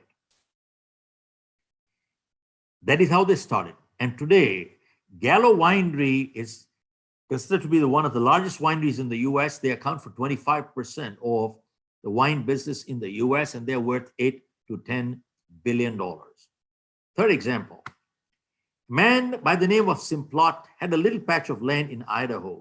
He started cultivating potatoes. Now, what he couldn't sell, they started eating. And what he couldn't eat started rotting. Now, he could not afford the loss of rotten potatoes. He started freezing them. This is how he started. And today, he accounts for 33% of the French fries business in the US. He's called the Potato King. He's worth $8 to $10 billion. Now, I do want to make a point here. I don't want to leave you with the impression that any one of us starts a business and all of us will become billionaires and we will do $1 billion. I'm not saying that at all. But all I'm saying is we need to be solution-focused people. All these people faced major crisis. They had no money. But they were positive solution-focused people. And that's what we need to be. Okay, now coming to the next component, this crisis has impacted us 3 other ways. 1, physically, medically. I'm not a medical doctor, so I'm not qualified to talk about it. And Dr. Talwar has done a great job. 2, economically. 3, psychologically. I will talk a little bit of economics and more on the psychological side. It's a long chapter, but I'm just going to say one thing on the economic side. People have learned one thing, that bottom line is more important than top line. And 2, you see, people were talking of globalization. Now people are talking of localization. Why is that? Right now, production is 25,000 miles away from consumption.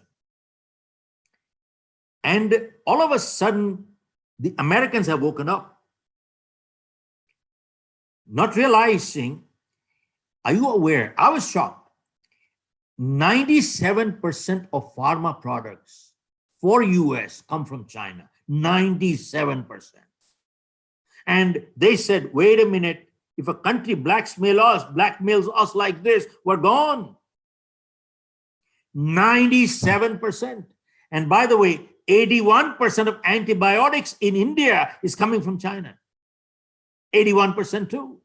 70% electronics is coming in India from China. So all of a sudden, people have woken up. Wait a minute. We need to bring production close to consumption. And you don't add any more cost. In fact, you save it nowadays because of robotics and artificial intelligence. Labor costs don't mean anything now today. Earlier they did. You went away to save labor money. Now labor costs are very insignificant because of automation. Everything's automatic. Okay, now coming to the third component is the psychological part, which is the emotional part. At least what I have learned in my 40 years of research and work that I've done, emotional strength is crucial in life, more important than IQ. EQ is much more important than IQ. Are you aware that the IITs in India, they're elite? Now, probably 5-6 million people take exams to get into IITs, and only probably 7,000 people, 10,000 people are taken in. It's a very small number. I don't know the exact number, but it's a minuscule number. Now that means out of 5-7 million people, only 5,000 are taken in. That means they are the cream. They go through so much intelligence test. They have very high IQs. But think about it. Which group has one of the highest suicide rate also? Also the IITians. Great IQs, but emotionally weak people. Emotionally weak. Now, most important thing is, what is coming out of this crisis is people who are emotionally strong, they're coming out stronger. They have actually become stronger. And people who are emotionally weak, they're breaking down. They're fighting at home. Are you aware WHO brought a report that domestic violence has gone up by 50%? What a shame.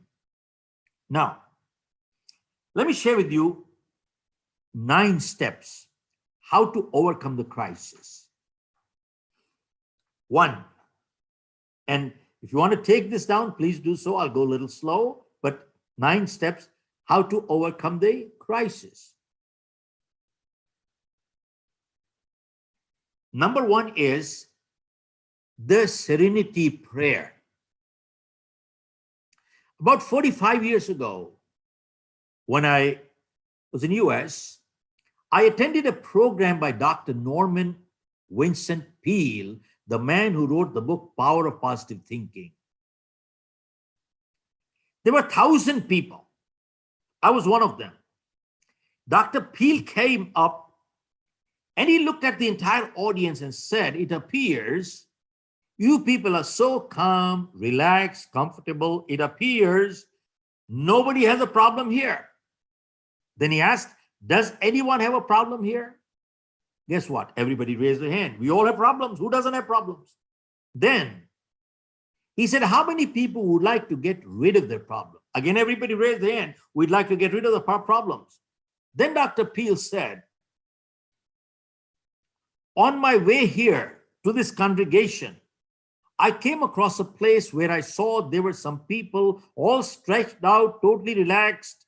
They had no problem whatsoever. How many people would like to know where that place is? Again, everybody raised their hand. Yes. And Dr. Peale said, 2 blocks away from here, there is a cemetery. And there are people lying there all stretched out, totally relaxed. They have no problem whatsoever. Then he asked, how many people would like to get rid of the problem? Nobody raised their hand, everybody put their hand in the pocket. That is the time Dr. Peel said, he said, remember, problem is a sign of life. So long as we are alive, we shall have problems. The day we don't have problem, we'd be dead. And when you're running short of problem, that is the time to get on your knees and pray to God. Have you stopped trusting me anymore? Send me some problems. And that day he gave a prayer, which in my opinion is the crux of life. And in the last 45 years, I have not left my home without my prayer. And I faced many, many adverse situations in my life. And this prayer has helped me all through. And I will say it twice. So in case people want to note that down, please do so. It goes like this. And if you like me to say the prayer in Hindi, I would be happy to do it. If you want me, I will do it. If not, I'll skip it. It goes like this. God grant me the serenity to accept the things that I cannot change and courage to change the things that I can, and wisdom to know the difference what I can and what I cannot. I repeat one more time. God grant me the serenity to accept the things that I cannot change, and courage to change the things that I can, and wisdom to know the difference what I can and what I cannot. What a simple prayer. In my opinion, it is the crux of life. If you dissect this prayer and analyze, it says, God grant me the serenity to accept the things that I cannot change. Now, let me ask you, is everything within our control in life? Answer is no. Can we change, turn around everything the way we want? Answer is no. See, there are some things beyond. I didn't decide where I was going to be born, neither did you. I didn't choose my parents, neither did you. And if this is the color of my skin, my height, there's nothing I can do about it. And granted, sometimes people are born deformed. What wrong did they do? Who knows? And sometimes bad things do happen to good people for no fault of their own. What wrong did they do? Who knows? How did this crisis come? I don't know. Nobody knows. But it's here. See, interestingly, the prayer says, what I cannot change, let me accept it graciously, not grudgingly. Because there are many times in life, we keep fighting the things we just cannot change, and we bring stress into our lives, and we become paralyzed, and we become unproductive. Remember, stress paralyzes people. I repeat, stress paralyzes people. We become unproductive. If that's what you're going to fight. So it says, what I cannot change, let me accept it graciously. And what I can change, give me the guts to do it. And wisdom to know what I can and what I cannot. Now,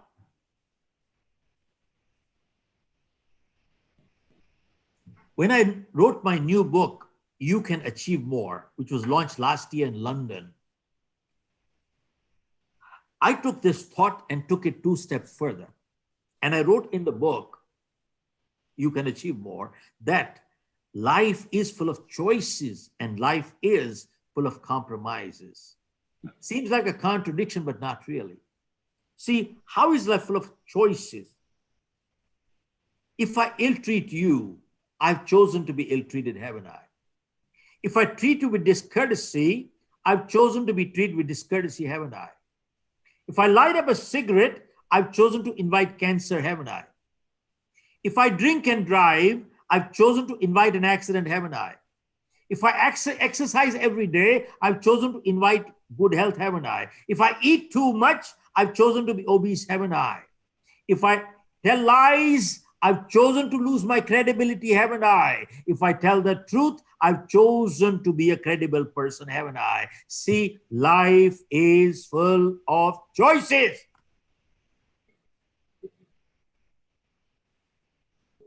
Now, important thing is that we are all free to the point of choice, but after we make our choices, the choice controls the chooser. We have no more choice after that. I repeat, we are all free to the point of choice, but after we make our choices, choice controls the chooser. We have no more choice after that.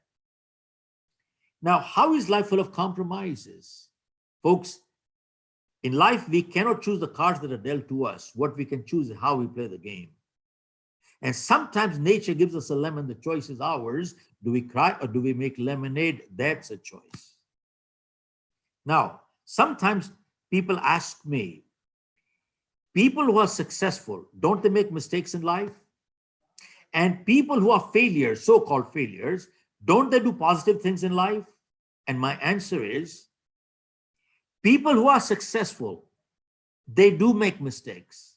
But remember, making a mistake once in a while does not make a person a failure.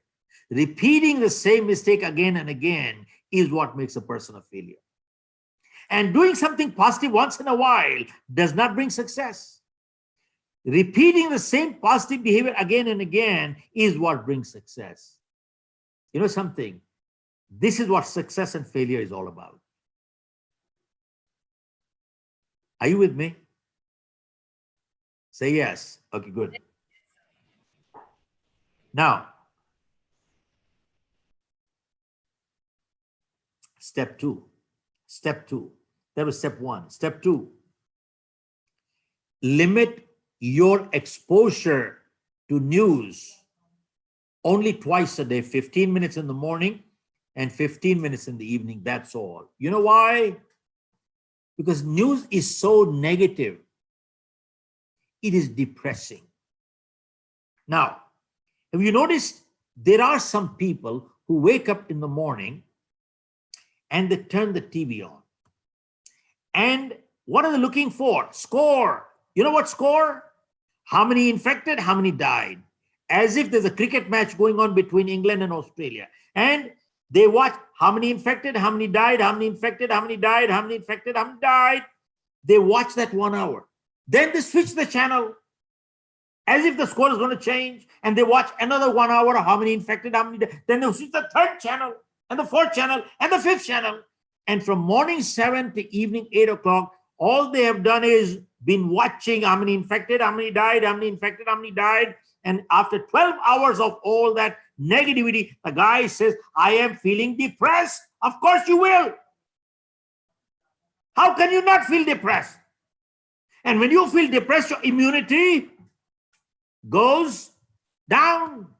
And the chances of catching a virus are much greater.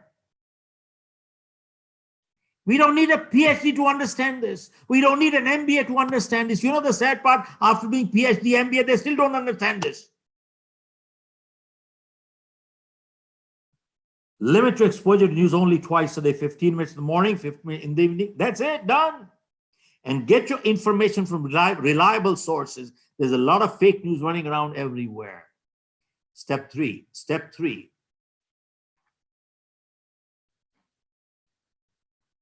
Folks, convert your downtime to uptime. Convert your wasted time to productive time. How do you do that? In the US, before the crisis, there was a survey conducted which said an average American watches 3 to 4 hours of television per day. Before the crisis. Right now, people are watching 8-10 hours of TV per day. So a man bought a new TV and a friend came visiting, saw the new TV, and he asked, how much did the TV cost? He said, $1,000. He said, are you sure? He said, yes. He said, well, I don't think so. So he said, I'll tell you what it does cost. He said, tell me, how much money do you make per year? He said, I make $100,000. He said, have you ever calculated what is your hourly rate of earning? He said, never did. But if I work 2,000 hours a year, my hourly rate comes to $50 an hour. And he said, you watch TV 3 hours a day. Multiplied 3 hours with $50, that comes to $150 per day. You watch 365 days of TV per year. Do you know what this TV is costing you? It is costing you $55,000 per year. That is more than your EMI on a $500,000 home. Now, don't get me wrong. We all enjoy TV once in a while. We like to see a movie. We like to see a play. We all do it. But watching 3 to 4 hours of TV per day, what the hell are you doing?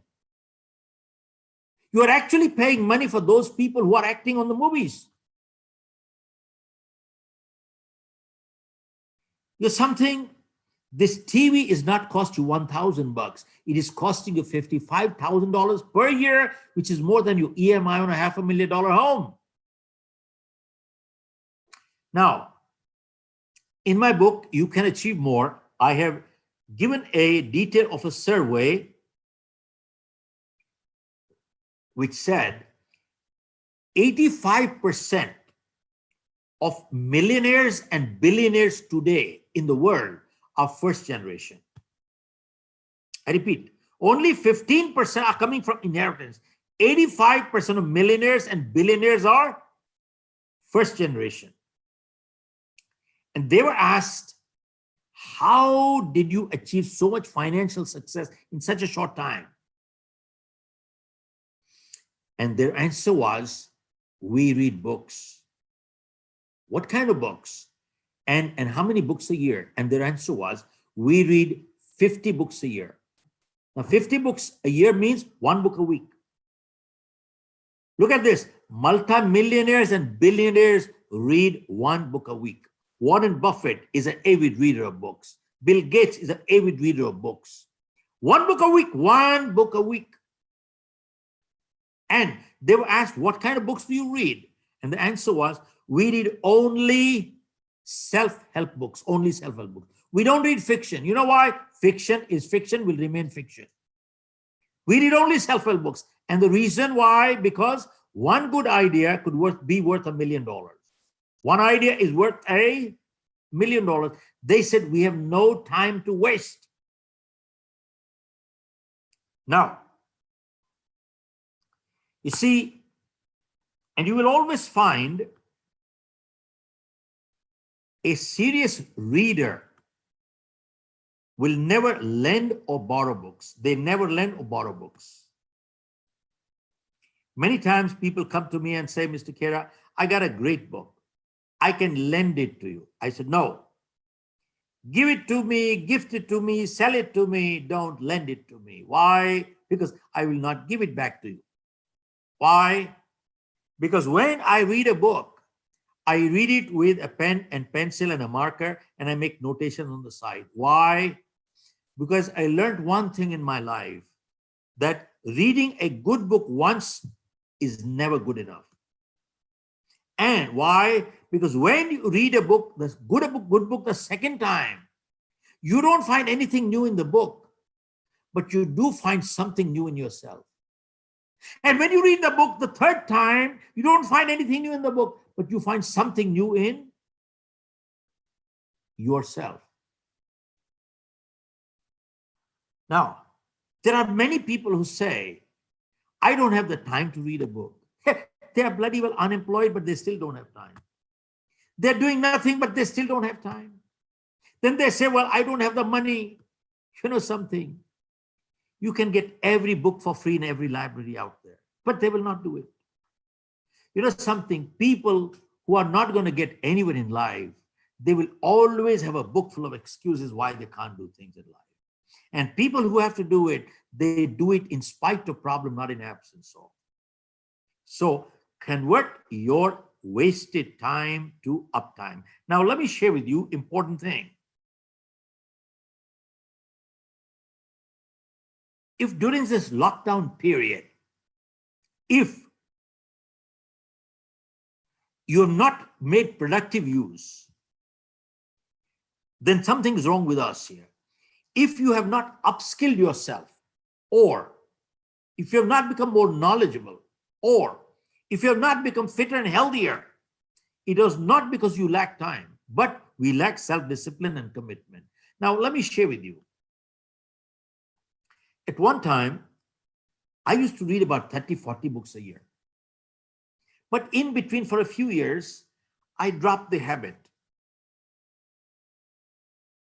And I also, by the way, made the same mistake. In the first 1 or 2 days of this crisis, I also watched 8 hours of TV myself, and I'm guilty of it. But then I kicked myself. I said, what the hell are you doing? I went into my office. I started looking at my books. You know something? I was surprised.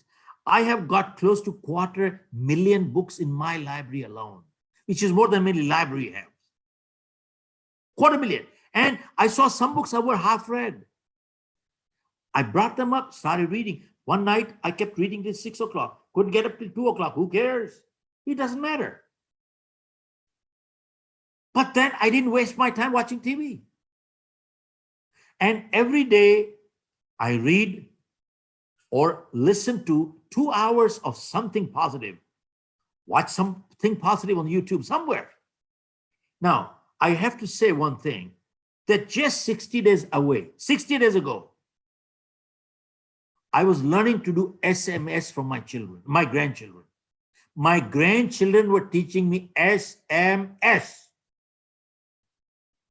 And in my life, I had not done an email. I don't know what's a bloody email.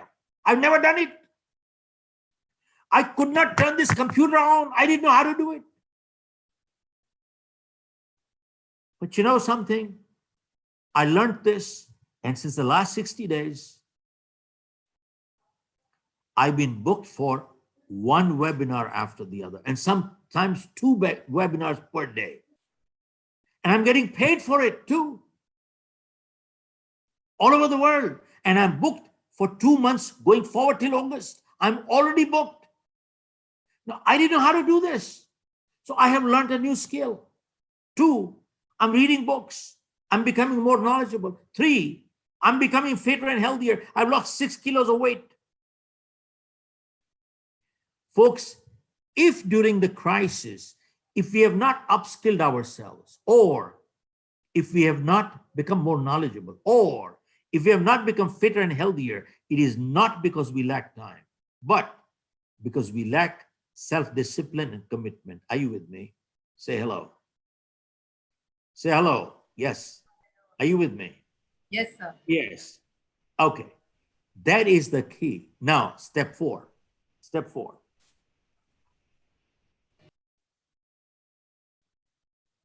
To overcome the crisis,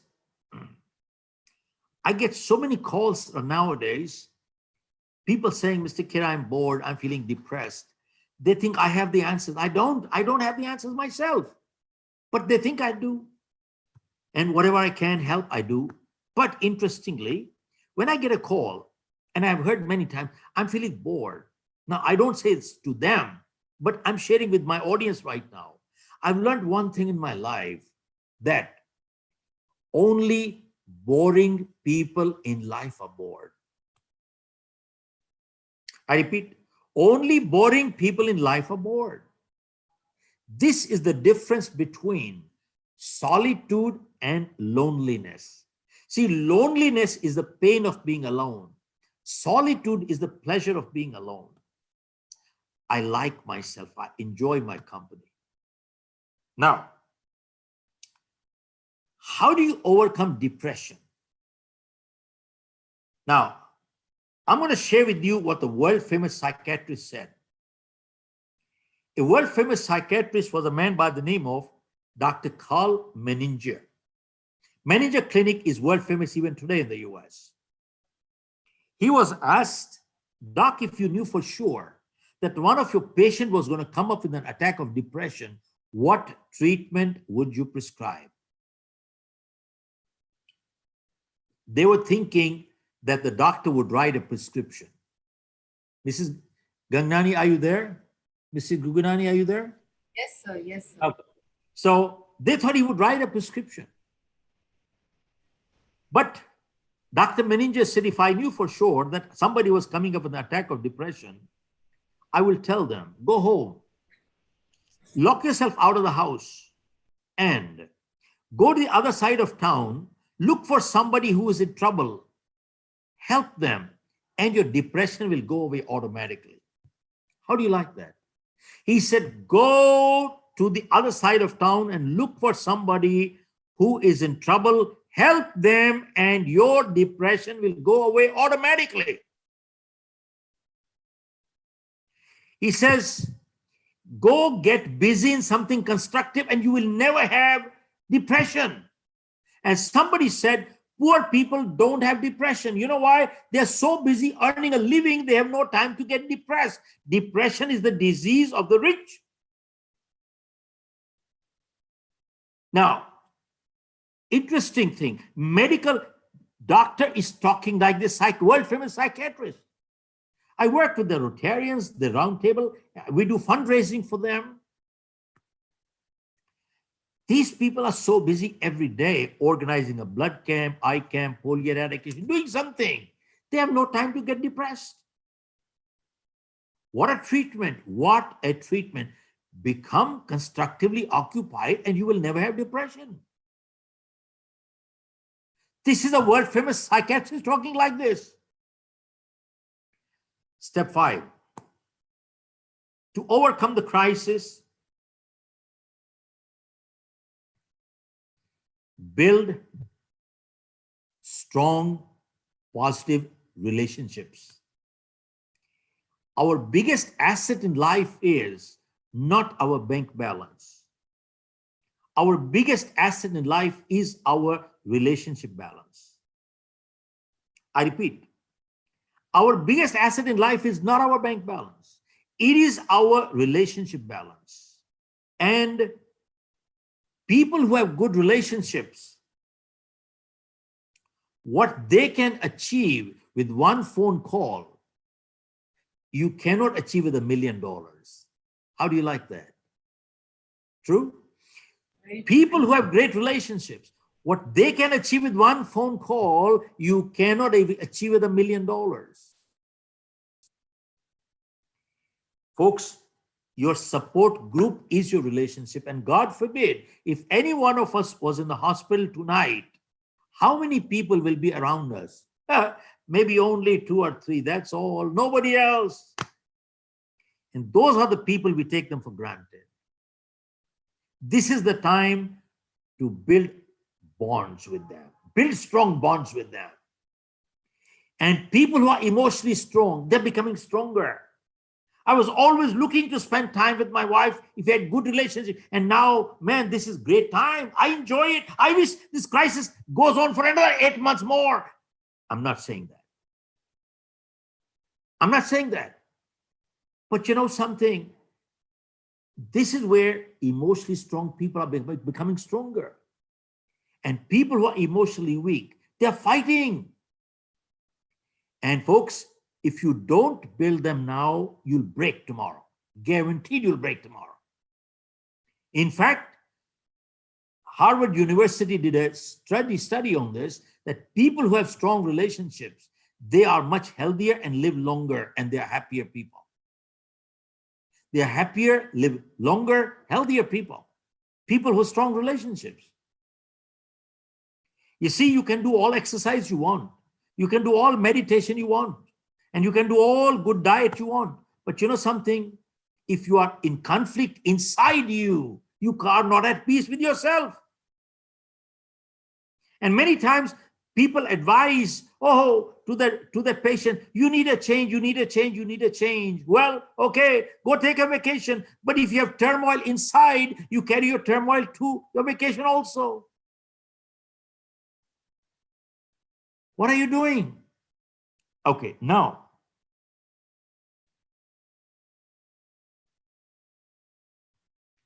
I got a call the other day from a gentleman I had not heard about 10 years. He said, Mr. Khera, we had connected 10 years ago and we enjoyed being with each other, but I apologize. Somewhere we got disconnected. I'm just calling to reconnect with you. I have no business with you, but I'm just calling to reconnect. And after he hung up, I felt so guilty. He beat me to a phone call. And after he hung up, I immediately look at my telephone directory and I started looking at people who I have a lot of respect, but I had not connected for 3 years or 4 years or 2 years. I picked up the phone and I said, buddy, I have a lot of respect for you, but somewhere we disconnected. I'm just calling to reconnect with you, check up, is everything good? And I want to stay connected with you now going forward. That's about it. There is no business. But sadly, there are some people who only build connections with selfishness in mind, that someday this person could be useful.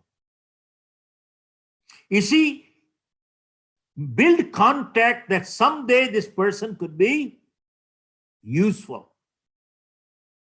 Interestingly, usefulness goes, friendship also goes. Those are rascals. They are parasites. They are selfish people. Stay away from them. They are not friends. They can never be good relations. Remember, there are 3 kinds of friendships in life. One is called friendship of convenience. I have a neighbor, it is convenient to talk, laugh, eat together. Convenience goes, friendship goes. Second friendship is called friendship of usefulness. Sab bana ke rakho, kya pata kabhi zarurat pad jaye. You never know, he could be useful. Arey doctor hai, vakil hai, police wala hai, gunda hai, mafia hai, politician hai. Arey you never know. Kya pata kabhi zarurat pad jaye. Usefulness goes, friendship goes. And the third kind of friendship is built on, guess what? Mutual respect. Mutual respect. You see, people say tolerance is a good word. In my vocabulary, tolerance is a bad word. Let me share with you why. See, I and my wife don't live together because we can tolerate each other. We live together because we respect each other. The day the respect for each other goes, we can't live together. You know what the word tolerance means? If we live together only because we can tolerate each other, you know what it means? It means we are postponing the blast. It is a matter of time before we break. Same thing. Employers and employees work together for a long period, not because they can tolerate each other, because they respect each other. If they work only for the purpose of tolerance, means they're postponing the blast. Okay, now, but you see, let me share with you something which is rather crucial. Supposing I have a friend who's been friend with me 20 years, and all of a sudden he's in trouble. Now he needs help. Who is the most natural person he will come for help? The friend of 20 years. He can't make new friends tonight. Now, is it my duty to help? Answer is yes. And if I help him, am I doing any favor? Answer is no. And if I don't help him, am I behaving like a friend? Answer is no. But keep in mind, it is my duty to help. See, the objective of relationship is not that he could be useful. Helping each other is always incidental to friendship. It is never the purpose of friendship. Because if it is a purpose, then purpose finishes, friendship finishes also. But helping each other is a duty. But remember, it is always incidental to friendship. Always incidental to friendship. And see, some people build contacts, networking, with the objective someday I could get something. We have an office in Singapore. One day I came from a meeting and I met a person in the lobby and he said, you came from dinner, met some people? I said, yes. And his first question was, did you meet some people who could be useful to you? I just felt like giving a piece of my mind to this guy. See, this person only thinks of one thing. Did you meet somebody who could be useful? They're parasites. They don't understand meeting a good person is good enough. Meeting a good human being is good enough. And relationships are not built by looking for what I can get from him. Relationships are built on think and work. What can I give to them? What can I give to them? You know something? No school and college is teaching all this stuff today. Sadly, no school and college is teaching this stuff today. In fact, we have just partnered with the James Cook University from Australia. And we have some schools in overseas and India. They're looking to partner with us because we created a new program, because I've been doing corporate training for 35 years. And when we do corporate training, we always tell them that, look, what we are doing in your corporation today is repair work. We are repairing. See, Ishwar Sahab, we tell them that we are doing repair work here, repairing. But if you prepare them, you won't have to repair them. And where do you prepare them? You prepare them in schools and colleges. I mean, schools and colleges did not do the job. That's why we are repairing here. So idea is to prepare, don't repair. So we created a program called Repair, Prepare, Don't Repair. Now, coming back. Number six. To overcome crisis in life, become a proactive person, not a reactive person. I repeat, become a proactive person, not a reactive person. What does that mean? When we do a leadership program for corporates, it's a 3-4 day program. And we ask our participants sometimes, are you a good person? When you ask them by surprise, they don't know what to answer. Sometimes they say, well, I'm not sure. If other people think, I think, so on. And once in a while, they say, yes, I'm good. Then you ask a follow-up question, what makes you good? The answer is, oh, I don't do bad, so I'm good. Or I don't steal, I'm good. I don't cheat, I'm good. I don't tell lies, I'm good. And my answer is, I disagree with your answer. Folks, go ask a medical doctor. In fact, Dr. Talwar would say this to you. Go ask a medical doctor. Absence of ill health does not mean good health. Yes, no. Absence of ill health does not mean good health. Similarly, if I don't do bad, does not make me good. Mrs. Gugnani, it does not make me good. If I don't tell lies, it only means I'm not a liar, but that does not make me good. If I don't steal, it only means I'm not a thief, but that does not make me good. And if I don't cheat, it only means I'm not a cheat, but that does not make a person good. A person becomes good when they proactively do good. That's called proactive. Now, why am I sharing this with you? For a very important reason. We do leadership programs, and I learned one thing. A good leader always takes a stand for something.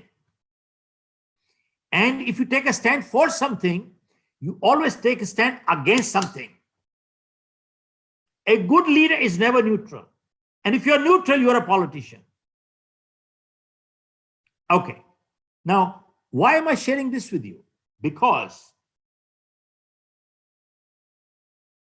I have never been a neutral person in my life. I have very strong likes and I have strong dislikes too. And I have no problem with that. And the reason I share with you is people talk of compassion.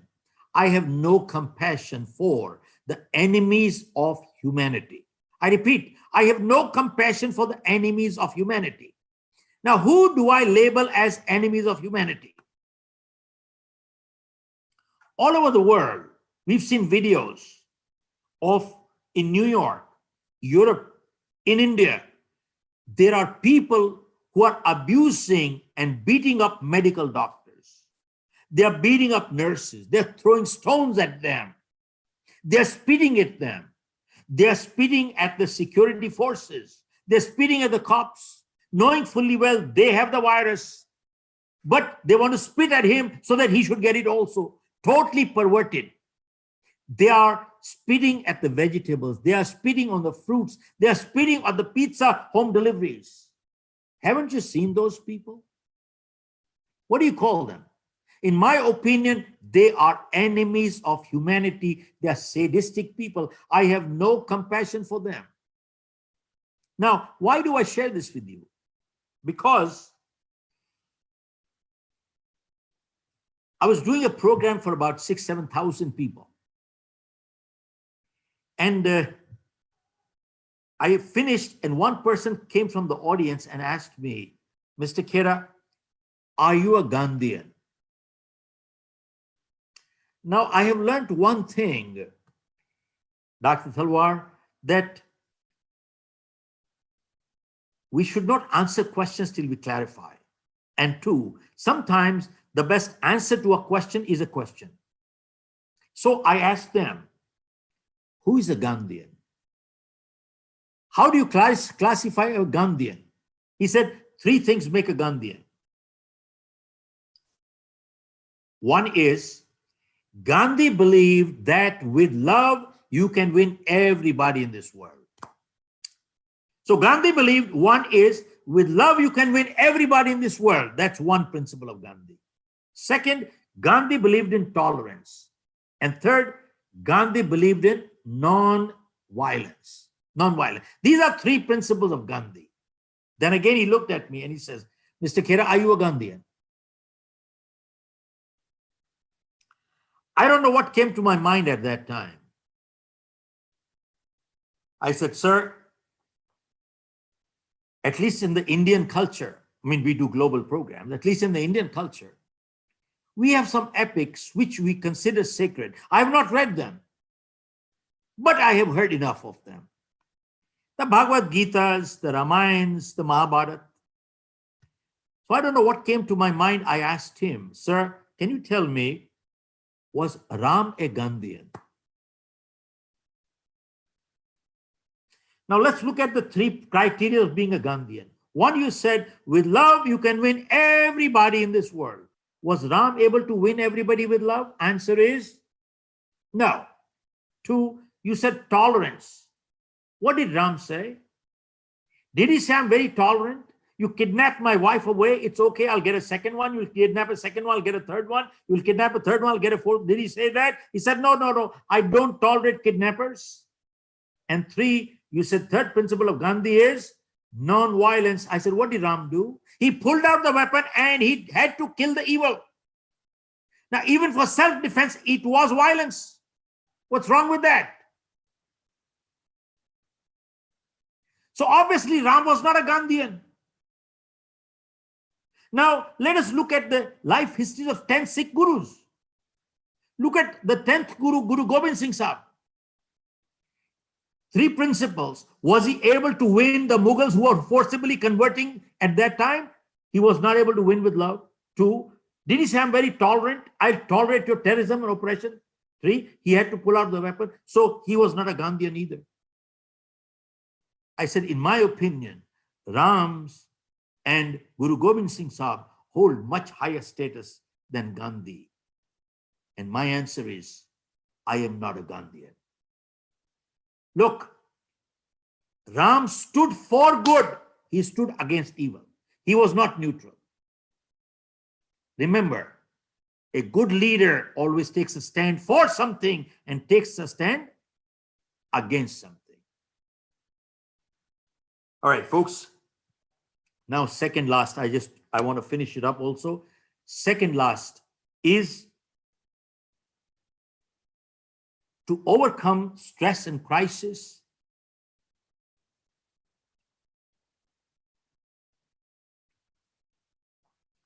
Folks, remember, faith gives strength, but blind faith leading to superstition weakens people. साहब इसको कहते हैं विश्वास से ताकत आती है, अंधविश्वास से आदमी कमजोर बन जाता है. Vishwas gives you strength. Andhvishwas weakens people. Now, let me share with you what it means. One of the biggest damage done to India by our media has been the print media or the tele or TV media. Every time you turn the TV on, what do you see? You see there is a Baba sitting there with saffron or white and a few tilaks here and a few tilaks there. And he says, what is your name? कहाँ से बोल रहे हो? नाम बोलो, जन्म तिथि बोलो, टाइम बोलो. गुरुजी मालूम नहीं, कोई बात नहीं, मैं निकाल लूंगा. Tick, tick, tick, tick, tick, tick, tick, tick. Does this horoscope, horoscope, horoscope. And then he says, पितृ दोष, पत्नी दोष, पुतनी दोष, फलाना दोष, ये दोष हो गया. अरे मंगलिक लग गया, मंगलिक लग गया, मंगलिक लग गया, मंगलिक नहीं लग गया. ओ शनि चढ़ गया, शनि चढ़ गया, शनि चढ़ गया. शनि चढ़ने का उपाय क्या है सर? एक काला रुमाल लीजिए, उसके अंदर काली दाल डालिए, उसको खोलो, काजल लगाइए, फिर काले बाल वाला खोजो, 7 बारी घुमा, काला कुत्ता खोजो, काला बर्तन खोजो. अरे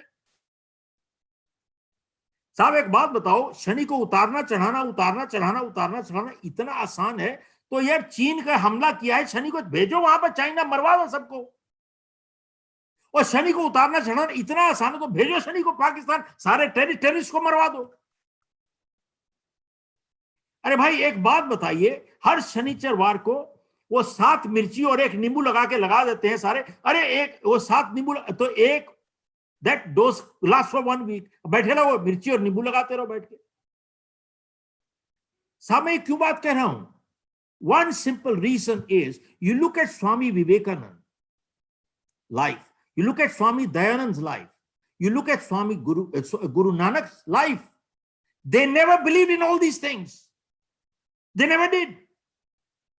You go look at Guru Nanak's life, all Sikh families, they never telepathies. There is no manglik. Every wedding, there is no good omen. Every wedding is done on a Sunday. Sunday doesn't sit right. They do it on a Saturday. Saturday doesn't sit right. They do it on a Friday. You know something? Why am I sharing this with you? There is a very important reason. And especially, ma'am, your children, all children in your school, today, right from childhood, all they are seeing is horoscope and nothing else. They are weakening themselves out there. This is the biggest disservice being done to our kids.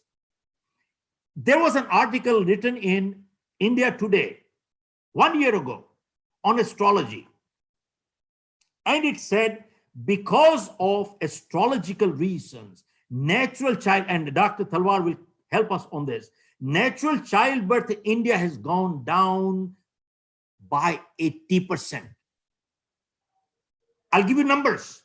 And they especially quoted South India, Bangalore, Hyderabad, and Madras. Are you aware that 80% of childbirths are taking place because of C-section and operation? You know why? Some astrologers said this is the right time to pull out the child. What a joke.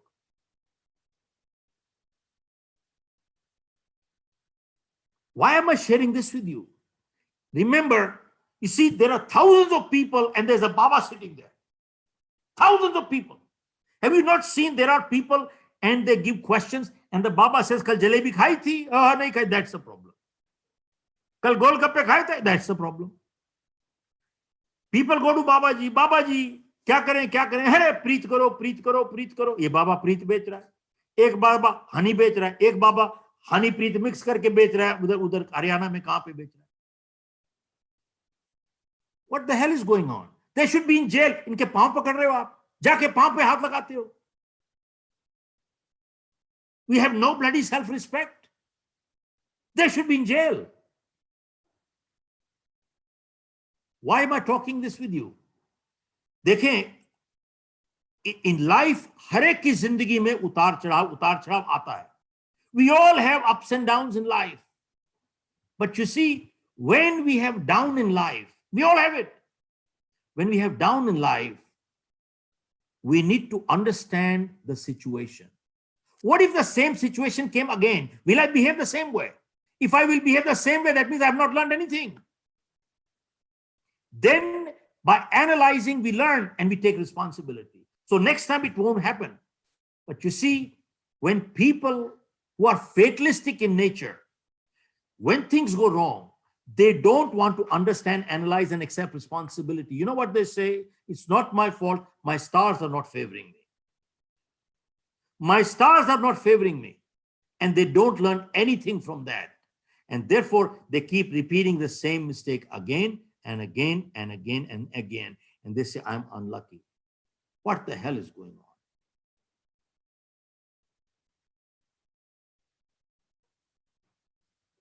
Now, keep in mind. In fact, one of the questions I came up on my webinar just last week. One person asked me a question, Mr. Khera, a person who is waiting to enter into a temple 12 hours. And by the way, there are people waiting in temples 12 hours and stand in line, Tirupati, and many other places. They wait 12 hours to enter.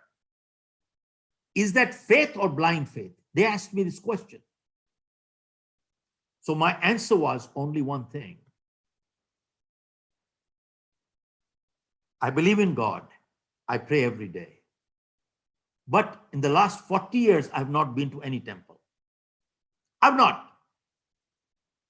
And I feel very strongly that 90% people who go to the temples today, they go there more out of fear than out of faith. They go there because somebody is doing fear motivation. You don't do this, this will happen. You don't do this, this will happen. You don't do this, this will happen. It weakens people and they're extracting out of them. They go there more out of fear than out of faith. Okay, last one, last item. Folks, this is time to give back into society. Give back. This is give back time. We are grateful to God. We have a house to live and we have some food to eat. But there are many people who don't have it. And I've noticed even on the television, see, there are many people all over the world who are very good people. They're coming up with time, money, food. They're helping people. That is true. It's great. But there is one community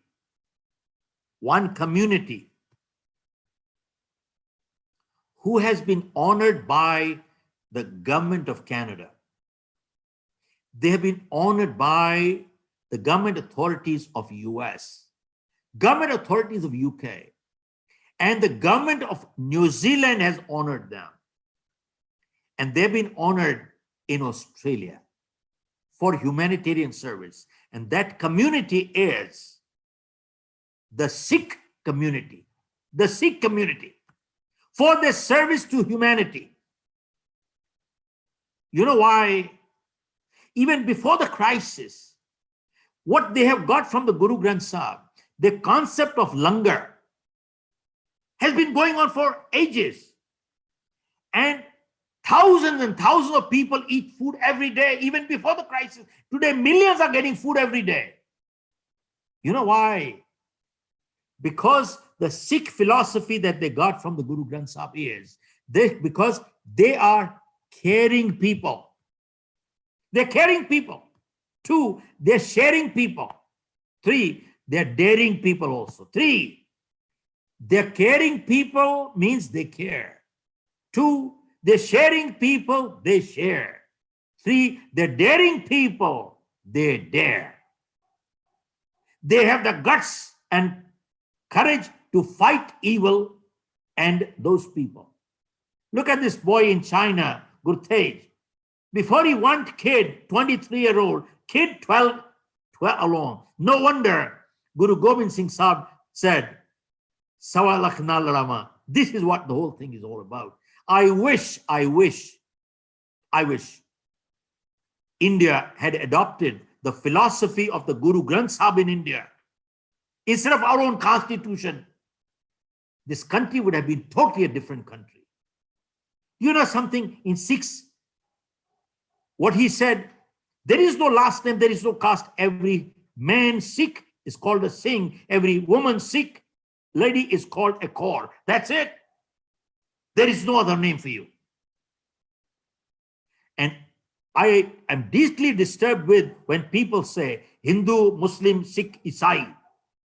This is rubbish. Hindu, Muslim, Isai, I can understand. But Sikh is a Hindu.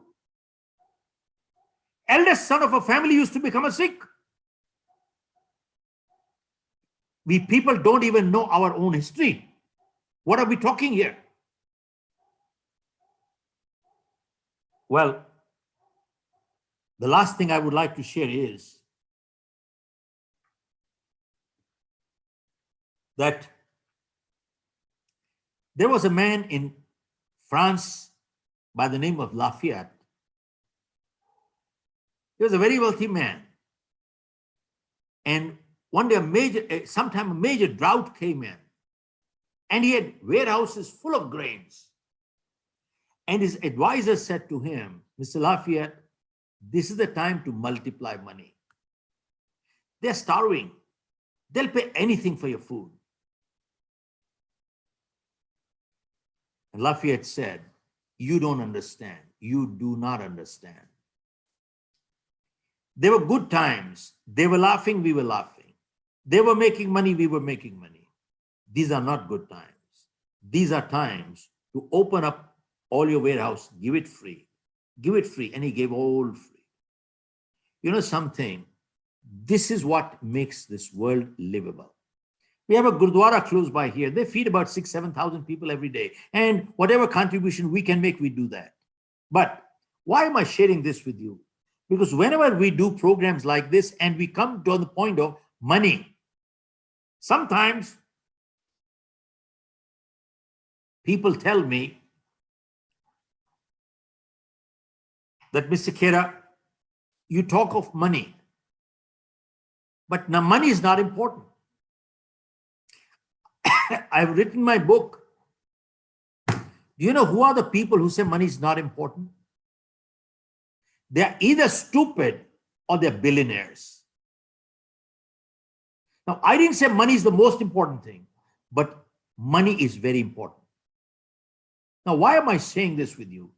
Because I learned one thing in my life, that money in good hands always does good, and money in evil hands always does evil. And it is a moral duty of every good human being to be a multi-millionaire. Look at people like Warren Buffett. The guy's got $40 billion. He's given $39 billion to charity. Bill Gates got $33 billion, gave $32 billion to charity. Azim Premji gave $7 billion in the last 6 months. And Tata Group, 66% of their earnings go into charity. I learned one thing: money in good hands always does good. Money in evil hands always does evil. And I repeat, it is the moral obligation and duty of every good human being to become a multi-millionaire. With those words, I know I have gone almost 2 hours. My throat gets knocked off. But maybe I have failed. I don't know how to cut short, though I did cut short a lot in this today. All I can say is, what you people have given me possibly is a lot more than what I could have given you today. What you have given me is priceless. You know what that is? You have given me your time. And I learned one thing: time is more precious than money. Yes, no? Yes. Time is much more precious than money. And why did you give me your time? Because you trusted me that I will not waste your time. And I learned one thing in my life, that in many ways, trust is a much greater compliment in life than love. Because there are people in our lives that we do love, but we cannot trust. All I can say is, I wish you all great health, and God bless everybody. And I'll hand over the mic to Mrs. Gugnani now, ma'am. Thank you. Thank you so much, sir. But our few children are very eager to ask you also. Can they go on? Yeah, why not? Why not? I mean, but just tell them to keep their questions to my education level. You know, I failed in my 8th grade. Tell them to keep my questions to that level.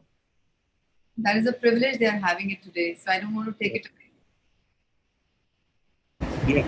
With all the deference, I would like to extend a hearty gratitude to you, sir, for all the efficacious and encouraging words you said today. So now we have a few students who would like to ask questions and explore insights with your valuable answers. So first up we have with us is Dipali. Okay. Good evening, sir. Good evening. So my question is, you are one of the most successful motivational speaker of our country. So how do you take the success as, and do you regret something which you couldn't achieve? Yes, I do. In fact, I set up my office in India. We have an office in Singapore with only one thing, that I did want to make a change in our political system. And I did get into politics also. And I got a lot of support from a lot of people all over the country. That is true. But somewhere I failed. I did not have the sustaining power, both physically and financially. So I pulled out from there. Even now, there's so many people, and many people have asked me to join their parties or lead one more time, because there is a big mess we see around here again. So I feel that somewhere I could have done a lot better, but you can't live as a neurotic. I could have, should have, would have. You can't live in the past. All you can do is going forward now. That's all you can do. So I haven't given up. I have not given up. And with what's going on, one of these days, I don't know, I have the desire to fight back again and come back. So it's not over. It's not over till it's over. That's all. Thank you, sir, for letting us know these inspiring insights from your life. And next up, we have is Abnu. A very good evening, sir. Good evening. Sir, you're the person I have always wanted to speak with. Not just because you're a successful motivational speaker or author, but because you're the most inspiring, most articulate human being that one can ever come across. Sir, my question to you is, as you just said, you washed cars in Canada, sold vacuum cleaners, sold insurance policies too.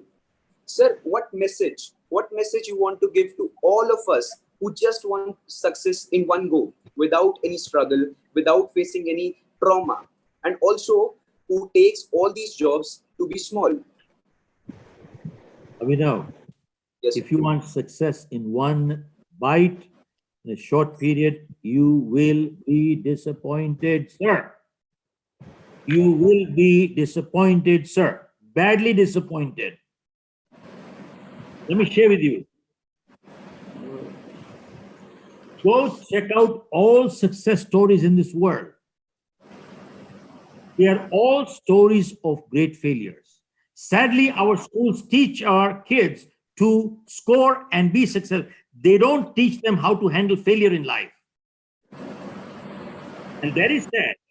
Now, go check out all success stories in this world. They're all stories of great failures.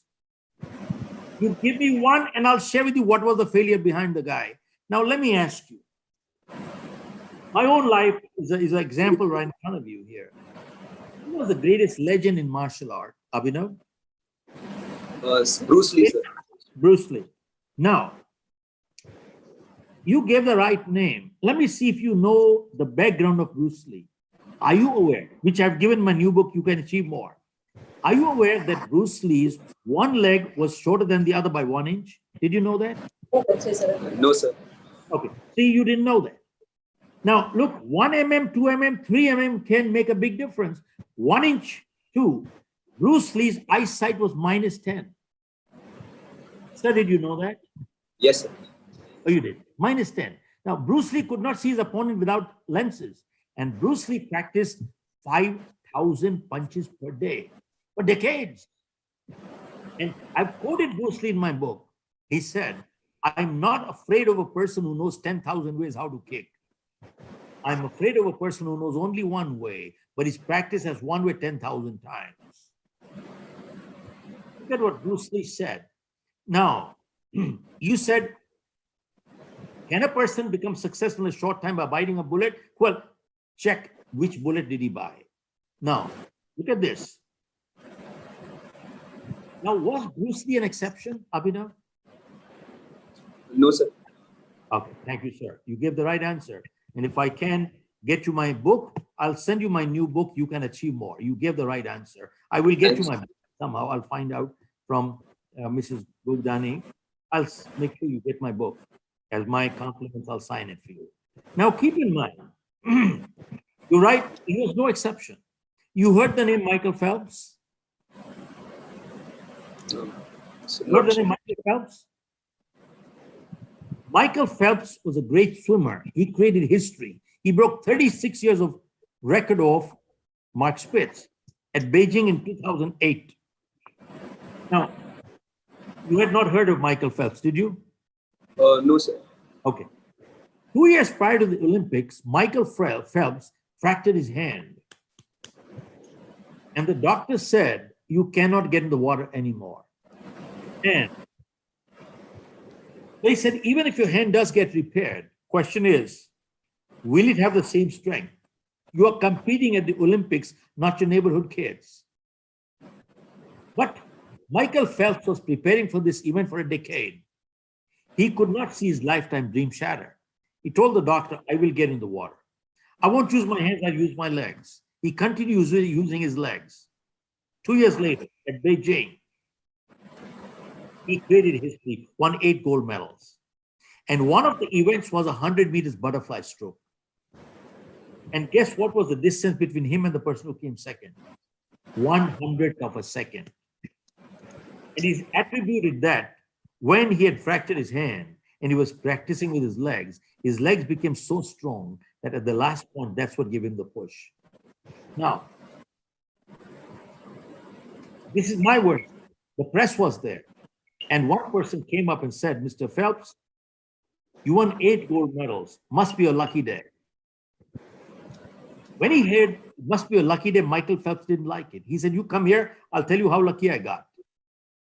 He said, I practiced 10,000 hours in the last 4 years. And if you're good at maths, that translates into 2,500 hours per year. And if you're good at calculus, that translates into 8 hours per day, no Sunday. He said, you go sit in the water for 8 hours every day for the next 4 years, your body will shrivel. And he asked, did I get lucky? Did I get lucky? No, sir. He said, luck is not designed to deliver you these things in life. Remember, athletes train 15 years for 15 seconds of performance. Go ask them, did they get lucky?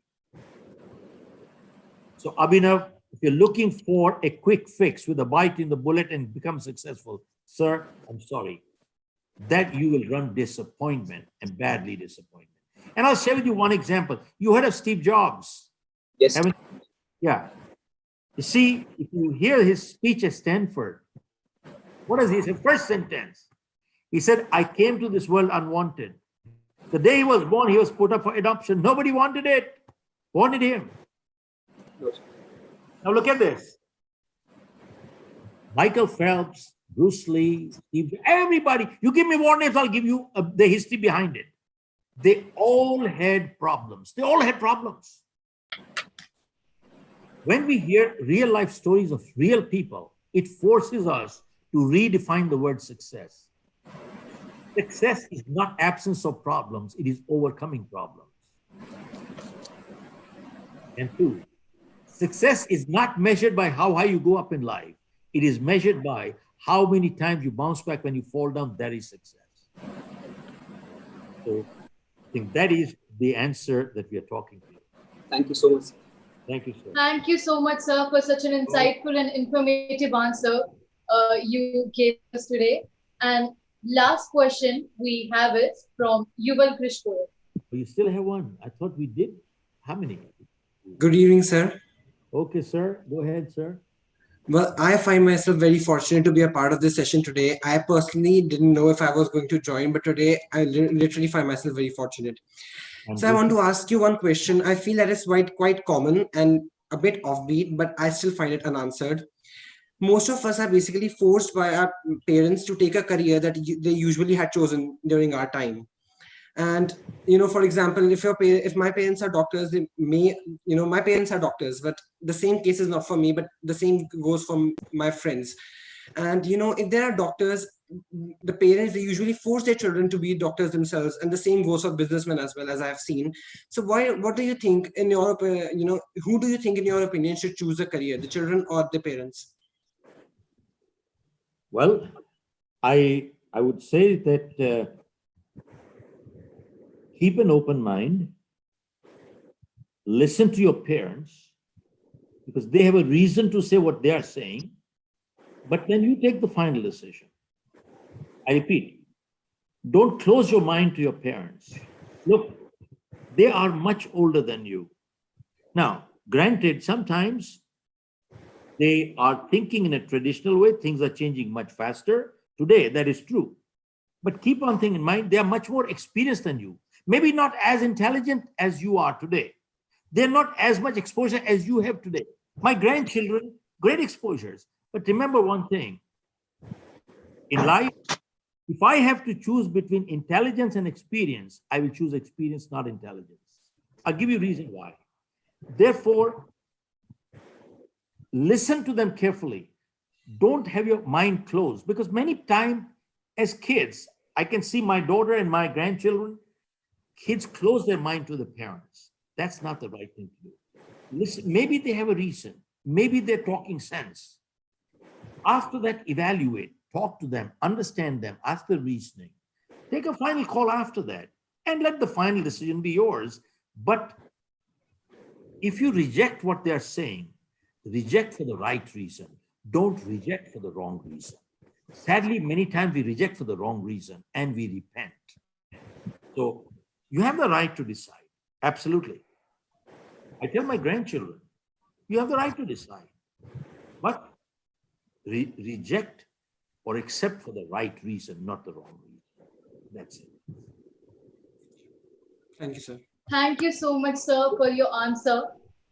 Now, a great man is not what he has or what he even does, which expresses the word, but what he is. And today, what you are, sir, is truly an inspiration for all of us, for millions and billions of students all around the world. So thank you so much, sir. It was pleasure having you today live with us. Now, I humbly request our Honorable Principal Ma'am to present her gratitude and concluding remarks. The small word, thank you, has enormous power. And I express that power from Scholars Rosary family to each of our viewers who witnessed, participated, and appreciated the efforts of uplifting our well-being, physically and mentally during this webinar. Thank you, Dr. Neetu, for staying with us all through the session. I am highly grateful to Mr. Khera on behalf of the entire Scholars Rosary family for changing our perception of life today and for influencing our thought process to the extent of our hearts and giving us this most captivating session this evening. I personally have heard you, sir, few times earlier on the Rotary platform, but today, on behalf of all viewers, I can confess that you actually moved us and gave us the positive direction. And we are very sure now that we will conquer all the circumstances with the power of our own attitude. I'm grateful to each of my team members who are part of this Scholars Rosary family, as you all, with exemplifying unity, bonding, understanding, creativity, meticulous working with heart, made this webinar a success. Success of any kind is not a solo act, and it is always a supportive task of friends, families, and colleagues. And every accomplishment should acknowledge each individual or situation passed by as an asset to count on for today's success. When we all help one another, everybody wins. So thank you so much to our guests and speakers for for taking part in this 8 days long Scholars Rosary Wellness webinar. Thank you to all the participants, my dear teachers and students who have worked very hard to make this Wellness Week a success. I'm so glad that as I envisioned, we could reach out to the maximum number of people and especially take care of the health and well-being of our students and teachers during this time. This brings us to an official end of the Wellness Week. I would like to end with one of my most favorite lines. To the weak, difficulty is a closed door. To the strong, however, it is a door waiting to be opened. Difficulties impede the progress of those who are weak. For the strong, however, they are the opportunities to open wide the doors to a bright future. Everything is determined by our own attitude, by our resolve. Our heart is what matters most. Mr. Khera reminded us of this very profound and thoughtful prayer, and I would like to conclude our webinar series with the same prayer that we all recite in unison. God, grant me the serenity to accept the things I cannot change, courage to change the things I can, and wisdom to know the difference. Thank you so much. And I wish each one of our viewers and everybody in the entire world happy and wealthy and good health and good circumstances to face in the future. Thank you. And let us just pay homage to our national anthem.